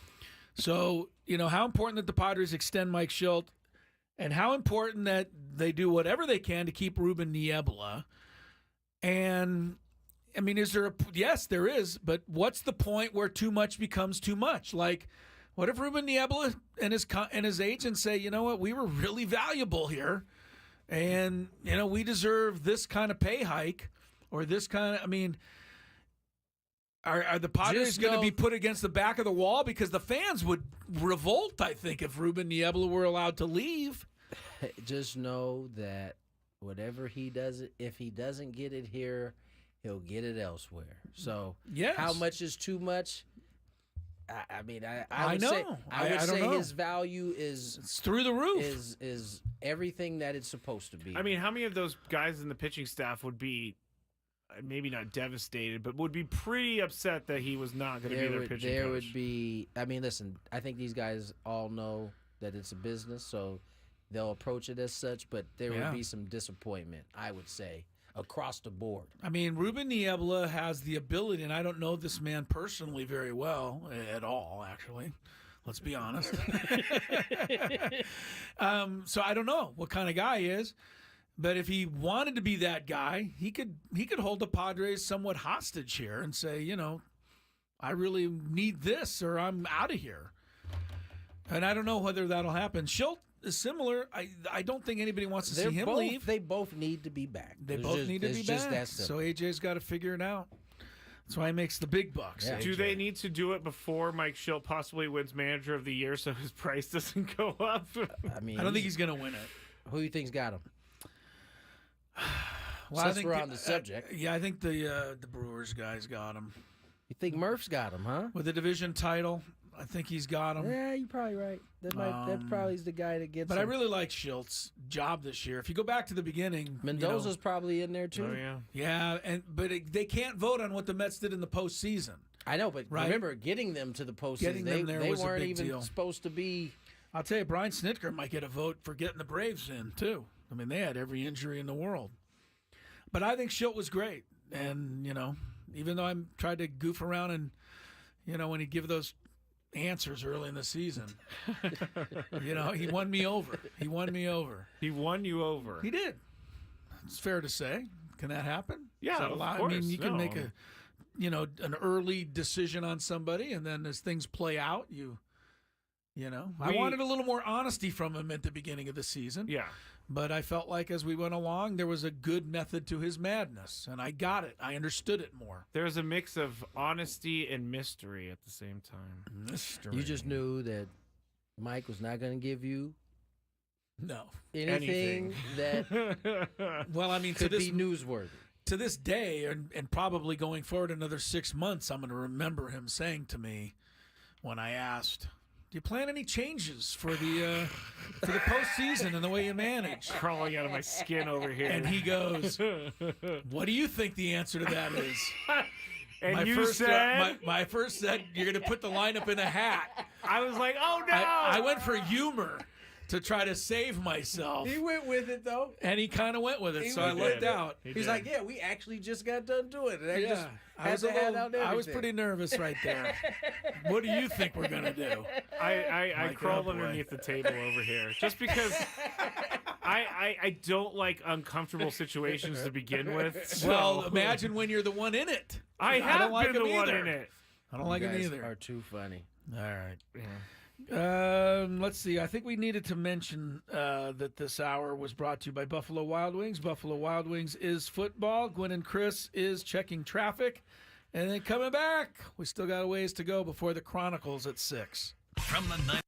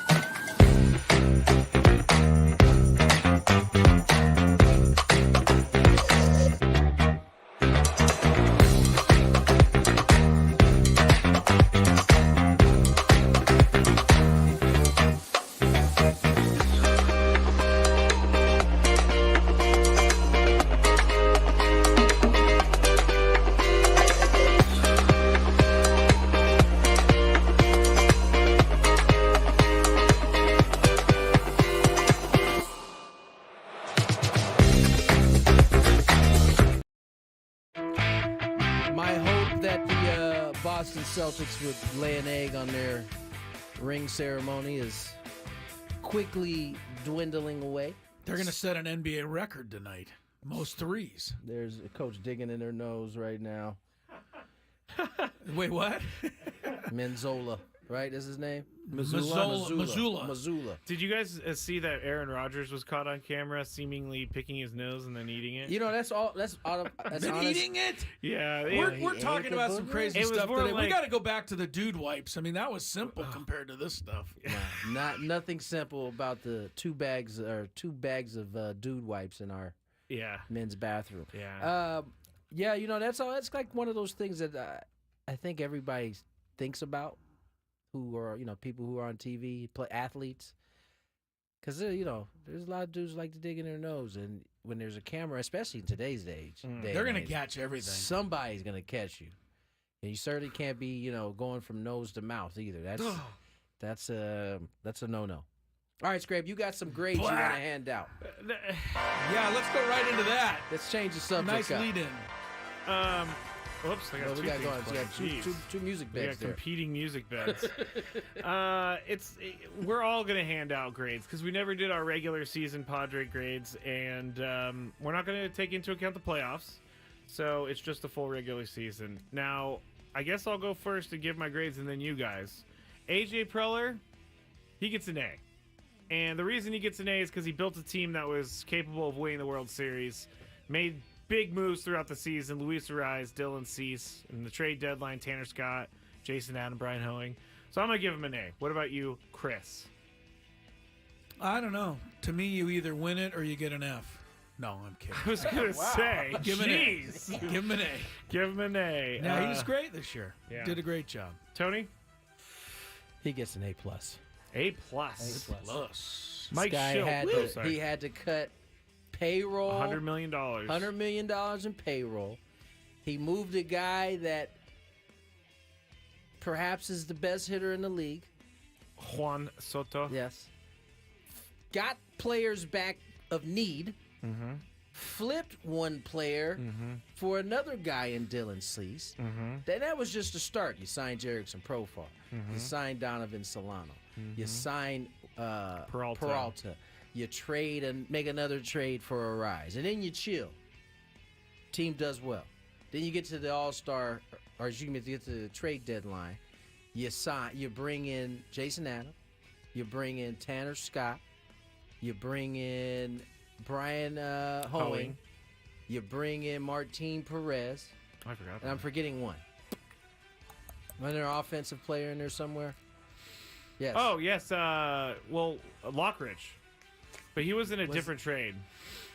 Either way, he did all of that and had to cut $100 million, and I thought he did a wonderful job. All right. Now we're to Mike Schilt, the manager of the Padres. I'm going to give a grade. You get to go first every time? No, you go. Thank you. I was going to give him an A until he criticized my question about the... He didn't criticize it. I was going to say. After he threw it back at me. So I give him an A-. He was really good. Schilt was good. I'm holding it against him, but I shouldn't. Tony? He wasn't perfect, No. But A-. Mike Schilt gets an A. He was phenomenal as well. I thought he handled the bullpen as well as you can have. Because remember, you didn't have Tanner Scott, Jason Adam prior to that, right? Forgot. Johnny Estrada came up at some point. They threw him in kind of the deep end, and he swam. And managing Robert Suarez's kind of, bumpy ending to the season. I thought he did that well. He had to survive the first 3 months with Wandy Peralta and Johnny Brito as his 8th inning guys. Let's not forget De Los Santos that was in there as well. Yeah, right. I thought the other thing that Mike Schilt did brilliantly well was manage Jackson Merrill. Never got the itch when everybody was, begging him to move him out of the lower portion of the lineup. He never did. And I think that's part of the reason Jackson was able to flourish. I give Mike Schilt a B++ The only reason no he's such not, thing. There's no such thing. Okay, A- because he didn't want us to be concerned about the season earlier in the season when we could have been concerned about the He season. turned out to be right. He Don't did. be concerned. He did. Yeah, that was the thing that we heard. He always tears it up in the second half, and he didn't disappoint. He did not. All right, next group. Tony, you're up first. Pitching staff, what would you grade the starters this year? Ooh, that's a tough one. I think this has to be given an incomplete. Not a choice. That's a grade. Why? Okay, why incomplete?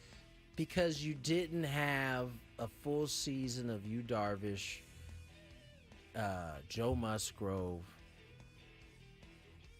I mean, that's 2/5 of your rotation right there. Yep. Did they even? I mean, I guess they came into the season with a fifth starter, but it was like a revolving door fifth starter. Yeah. Well, I think it was Matt Waldron, wasn't it? It was. It was. You're right. It was Matt, and he did a good job. I think I was thinking Musgrove's spot because it was sometimes it was Vasquez. They tried Brito there. They tried Major there. I can give him a grade. I think overall the starter's going to be minus, and it's because of those injuries that it becomes so low. I think Waldron did a terrific job in the stint that he was up. I thought Vasquez got better. Michael King was phenomenal. But then after that, I mean, I know you and Joe pitched brilliantly down the stretch, but they were hurt. They were banged up. So I say B minus.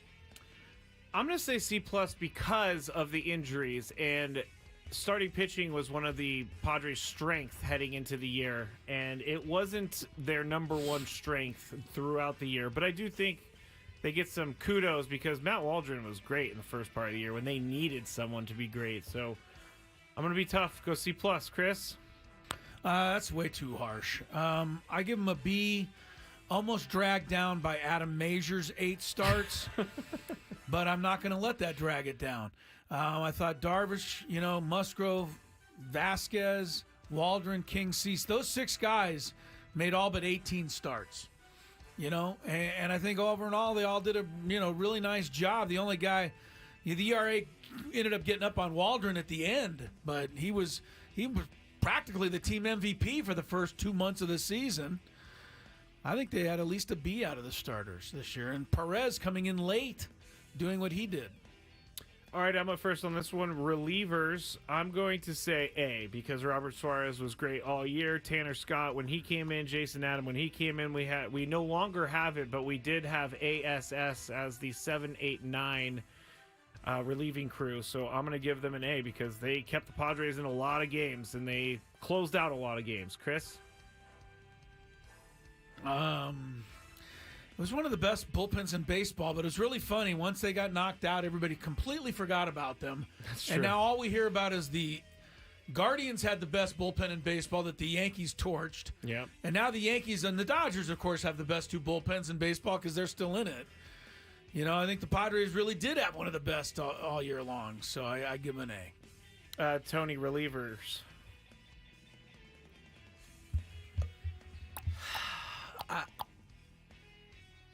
The relievers,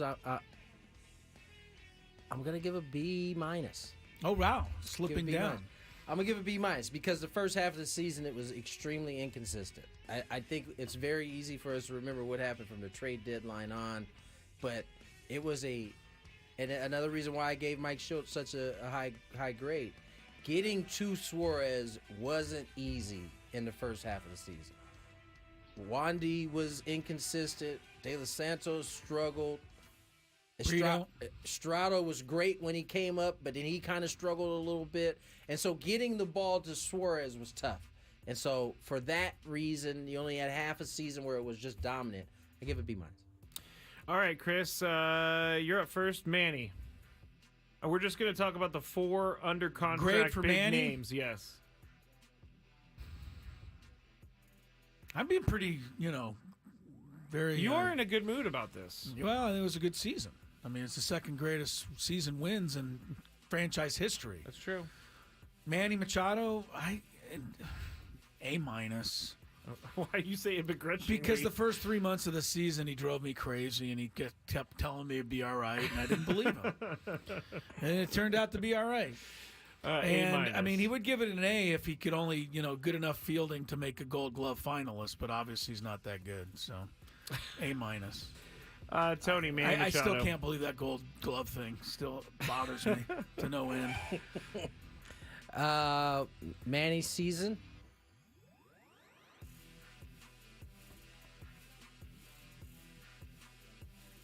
He's staring up into the air thinking. B+. Okay. B+. He, Manny was banged up early, and he finished like gangbusters. So, had he had to start like he had to finish, we'd be talking IA. But yeah, no, I give him a B+. Yeah, I don't know where to go with this because I think it's a B or a B+.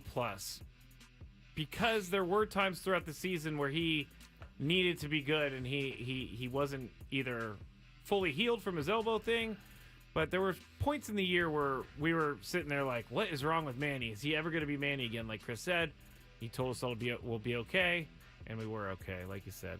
All right, quickly, Tony, Fernando.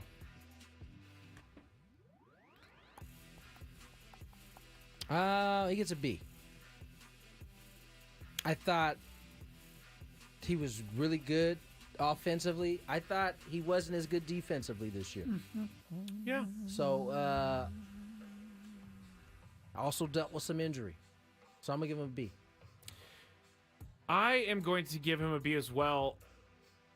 His injury took him out of the lineup for a long time, but there were periods of time where he was not hitting. And then he finally got hitting, and then he got injured, and he had to go out. But there were not lots, but there was a pretty big slump at the beginning of the year. So I'm going to say B as well. Chris? Fernando? Yeah, B-. The really one big hot streak he had was in the playoffs, which is, a great time to have it. Very great time. But you just asked me for my regular season vote, so I thought he was less than stellar on offense. Tony brought up the defense, and he knows better than I do because he watches every single, inning. Yeah, the injury. So, I mean, I want to have how many games did he get in this year? What was the final tally on games played? 102.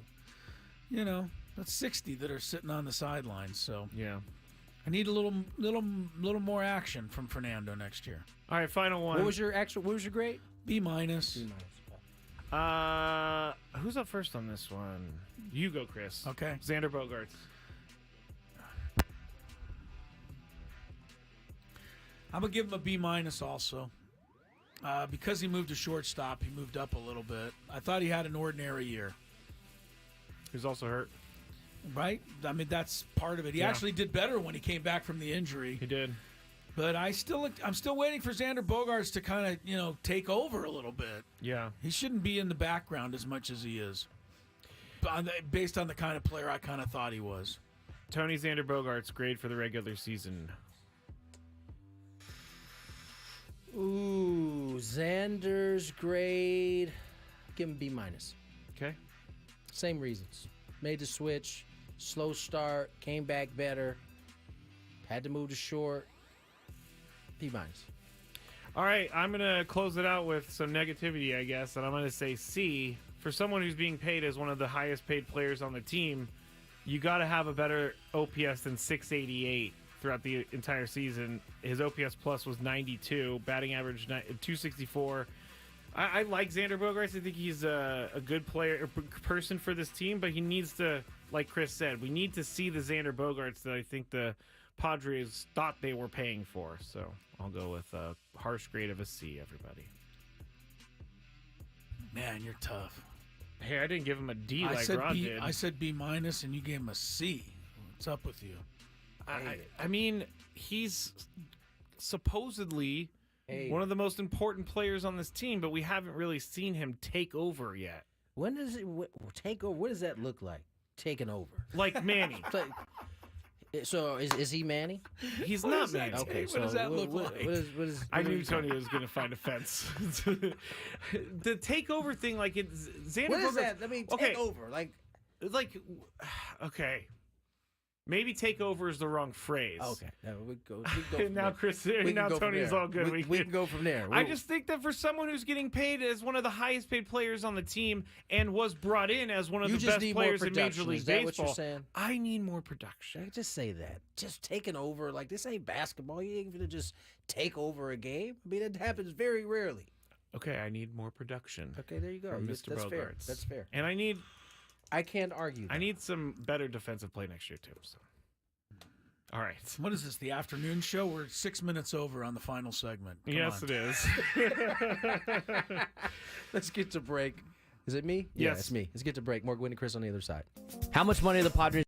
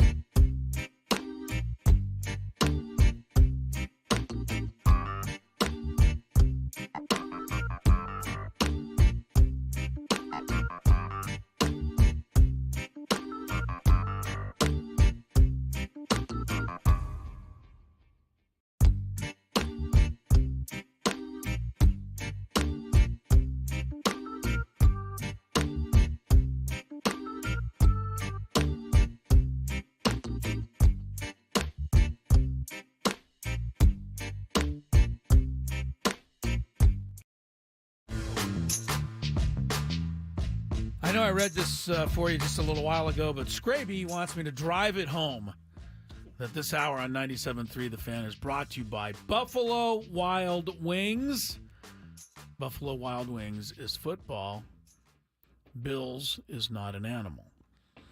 Crisello, Tony Gwynn Jr., Matt Scraby. Little subtle shot. Gwynn Chris, not very subtle, actually. Final half hour before Scraby takes over with the Chronicles. The NBA game, halftime, Celtics 74, Knicks 55.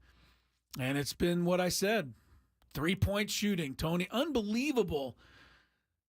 They are 17 out of 32, which is 53%. But just the sheer volume of getting 32 3-point shots up in the first half. I really despise the Celtics. I'm not a fan either. I'm just Is that telling your you what they're Chiefs doing. or Seahawks? Like, my hatred for the Chiefs and Seahawks, is that like the same for you? I think mine is far greater than yours. Wow. I just don't act like Well, I am a liker of sports. So. You are a liker of sports. That's very true. I'm glad you've accepted that now. I only I'm have just gonna one go team with that it. I've ever felt that bad that I don't like, and that's the Dodgers growing up, even in L.A. And now that they're playing the Yankees, I'm really hemming and hawing because I don't like either of them. We'll get your pick. Thank you. All right, let's check traffic. And then earlier today, we had a good conversation with the star running back of the San Diego State Aztecs. Chance for you to meet Marquez Cooper. From the 97.3 The Fan Traffic Center, here's Kelly Danick. Traffic is sponsored by Alta Beauty. Well, guys, we still have this traffic alert in the South Bay, westbound 905 at Britannia. All lanes remain blocked for investigations of that earlier fatal accident. And they got a lot of guardrail damage. But some good news there is that northbound side of the 125 toll road is free for all travelers. So definitely take advantage of that, northbound 125, to get yourself out of that area. Elsewhere around the county, things are starting to wind down a bit. Crash has cleared on southbound 5 near East Street. Then up ahead, J Street off-ramp, another crash has cleared. The Emerald City came to Alta Beauty with wicked collaborations from REM Beauty by Ariana Grande. It brushes for Alta and OPI. Hurry in, these fantabulous products won't last long. See Wicked November 22nd, only in theaters. Alta Beauty, the possibilities are beautiful. And Kelly Danick with Gwynn and Chris, San Diego's #1 sports station, 97.3 The Fan. Joining us right now on Gwynn and Chris, Marquez Cooper, Aztec running back. Marquez, how are you, man? Thanks for joining us today. I'm doing great, man. Thank you for having me. No problem. You're off to a fantastic start. This ball team has won 2 straight, looking for their third. I mean, this is your first year here at San Diego State. Just talk about your experience to this point and the success you've had to this point in the season.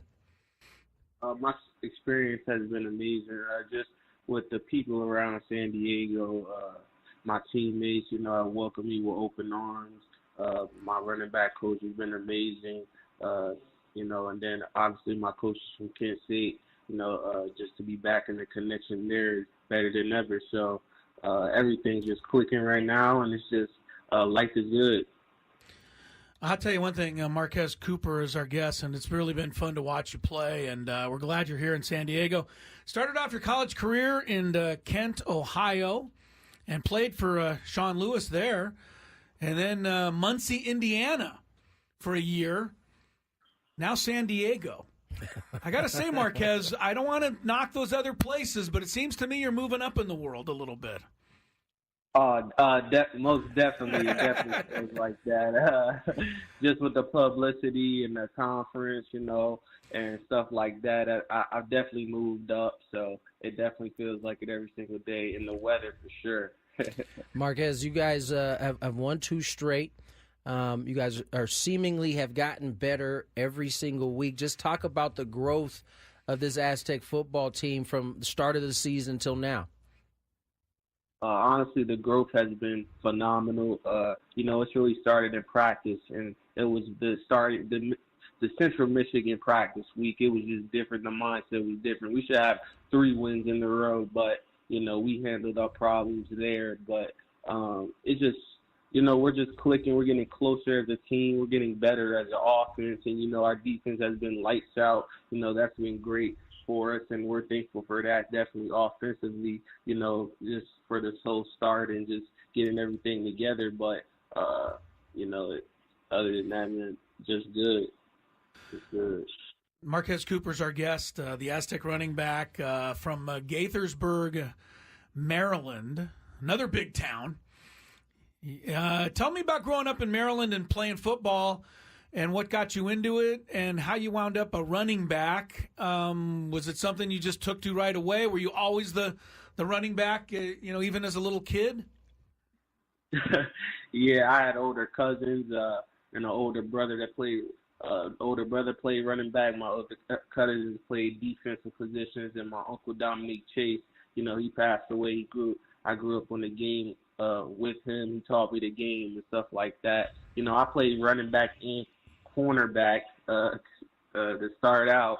But I always played knee football. I was so small. As a youngin', they would be on their knees, and we're in the basement and stuff like that. So I get the football and I gotta run to the other side of the wall, and they try to tackle me on the ground and stuff like that. So that's where I really started my juke moves and stuff like that, because I wasn't going to run those guys over. So I started from being the smallest there, to growing up. I didn't get really big even when I played my age group, so I was a small guy. So the running back definitely fit my description and my body of work. So that's how I really started the running back position. And once I got to high school, you really had to choose one. Actually, my JV year, I played a little cornerback too, but I was going to be the running back, and that was clear as I grew in Point Sorcher. So that was how I started. You only scored 98 touchdowns in high school, Tony. It sounds to me like you ran away from them pretty good. Yeah, for sure. High school was amazing. Marquez, you guys obviously have found something. You've had a terrific year. Your offensive line has been able to create some space for you. I mean, as you've gotten more experience each and every year, what do you think has helped you get to the development point that you are right now in your running back career? Definitely. Probably starting from taking notes in the running back room. Matty J was my running back coach when I was at Kent State. He's the quarterback coach here now. But, at first, when I coming in as a young guy, I didn't really take good notes as a youngin'. I didn't know what to really take notes on. I wasn't really doing it in high school. So, watching film, knowing what to learn to watch the defense, what they're doing and stuff like that, and what every play scheme is, intended to do, stuff like that I've grown with. And just, I've been in this system now for 4 years total. I really understand each and every run play to depth, a great depth. So just with that and just my body, I've just been able to get bigger, stronger, faster, more elusive. So stuff like that is what I've been able to work on as well as I got older and stuff like that. So just having that game experience as a lot of plays under my belt, you really know what defense is trying to do, and you feel good and confident each and every play. Marquez Cooper and the Aztecs have a really good game. It's also homecoming, calling all Aztec alumni out there. This Saturday night, 7:30, Washington State. Going to be a conference opponent in a couple of years. Yeah. But right now, a very good test for you guys, Marquez. And, again, anybody out there can get tickets. Go Aztecs.com. Talk about playing with Danny O'Neal. Yeah. I mean, this guy's a freshman quarterback. He comes in. I've been pretty impressed. He hangs in there. If something negative happens, it doesn't seem like he gets down. It seems like take me in the huddle a little bit with this freshman and how he's doing leading you guys. Yeah, man, just like you said, just when things go bad and he never gets down or anything like that, he's made significant improvements to his game since the beginning of the season, especially over these last 2 weeks. His connection with the wide receivers has been phenomenal, and just a clutch first downs. He's continuing to make plays at the end of the game with that Wyoming connection to Napier. that was big time. That's huge. He's just completing balls, constantly completing the passes and, helping me move the sticks. So that his growth has been amazing. Even when I'm on him, as an older guy in fall camp or practices, he's never attacking me back. He's just listening to the game and just, taking it and moving on, whether he feels I'm right or I'm wrong, because he always gonna think I'm right, so it's been great. Marquez, last one for me. I mean, I don't know how much San Diego State history you're aware of, but this school has been able to produce some pretty good running backs, throughout the time here. Marshall Faulk comes to mind. Donnell Pumphrey comes to mind. Rashad Penny comes to mind. I mean, are you trying to at least leave your stamp on the running back position when you leave out of here? Oh, for sure. I'm definitely trying to leave my mark on the room.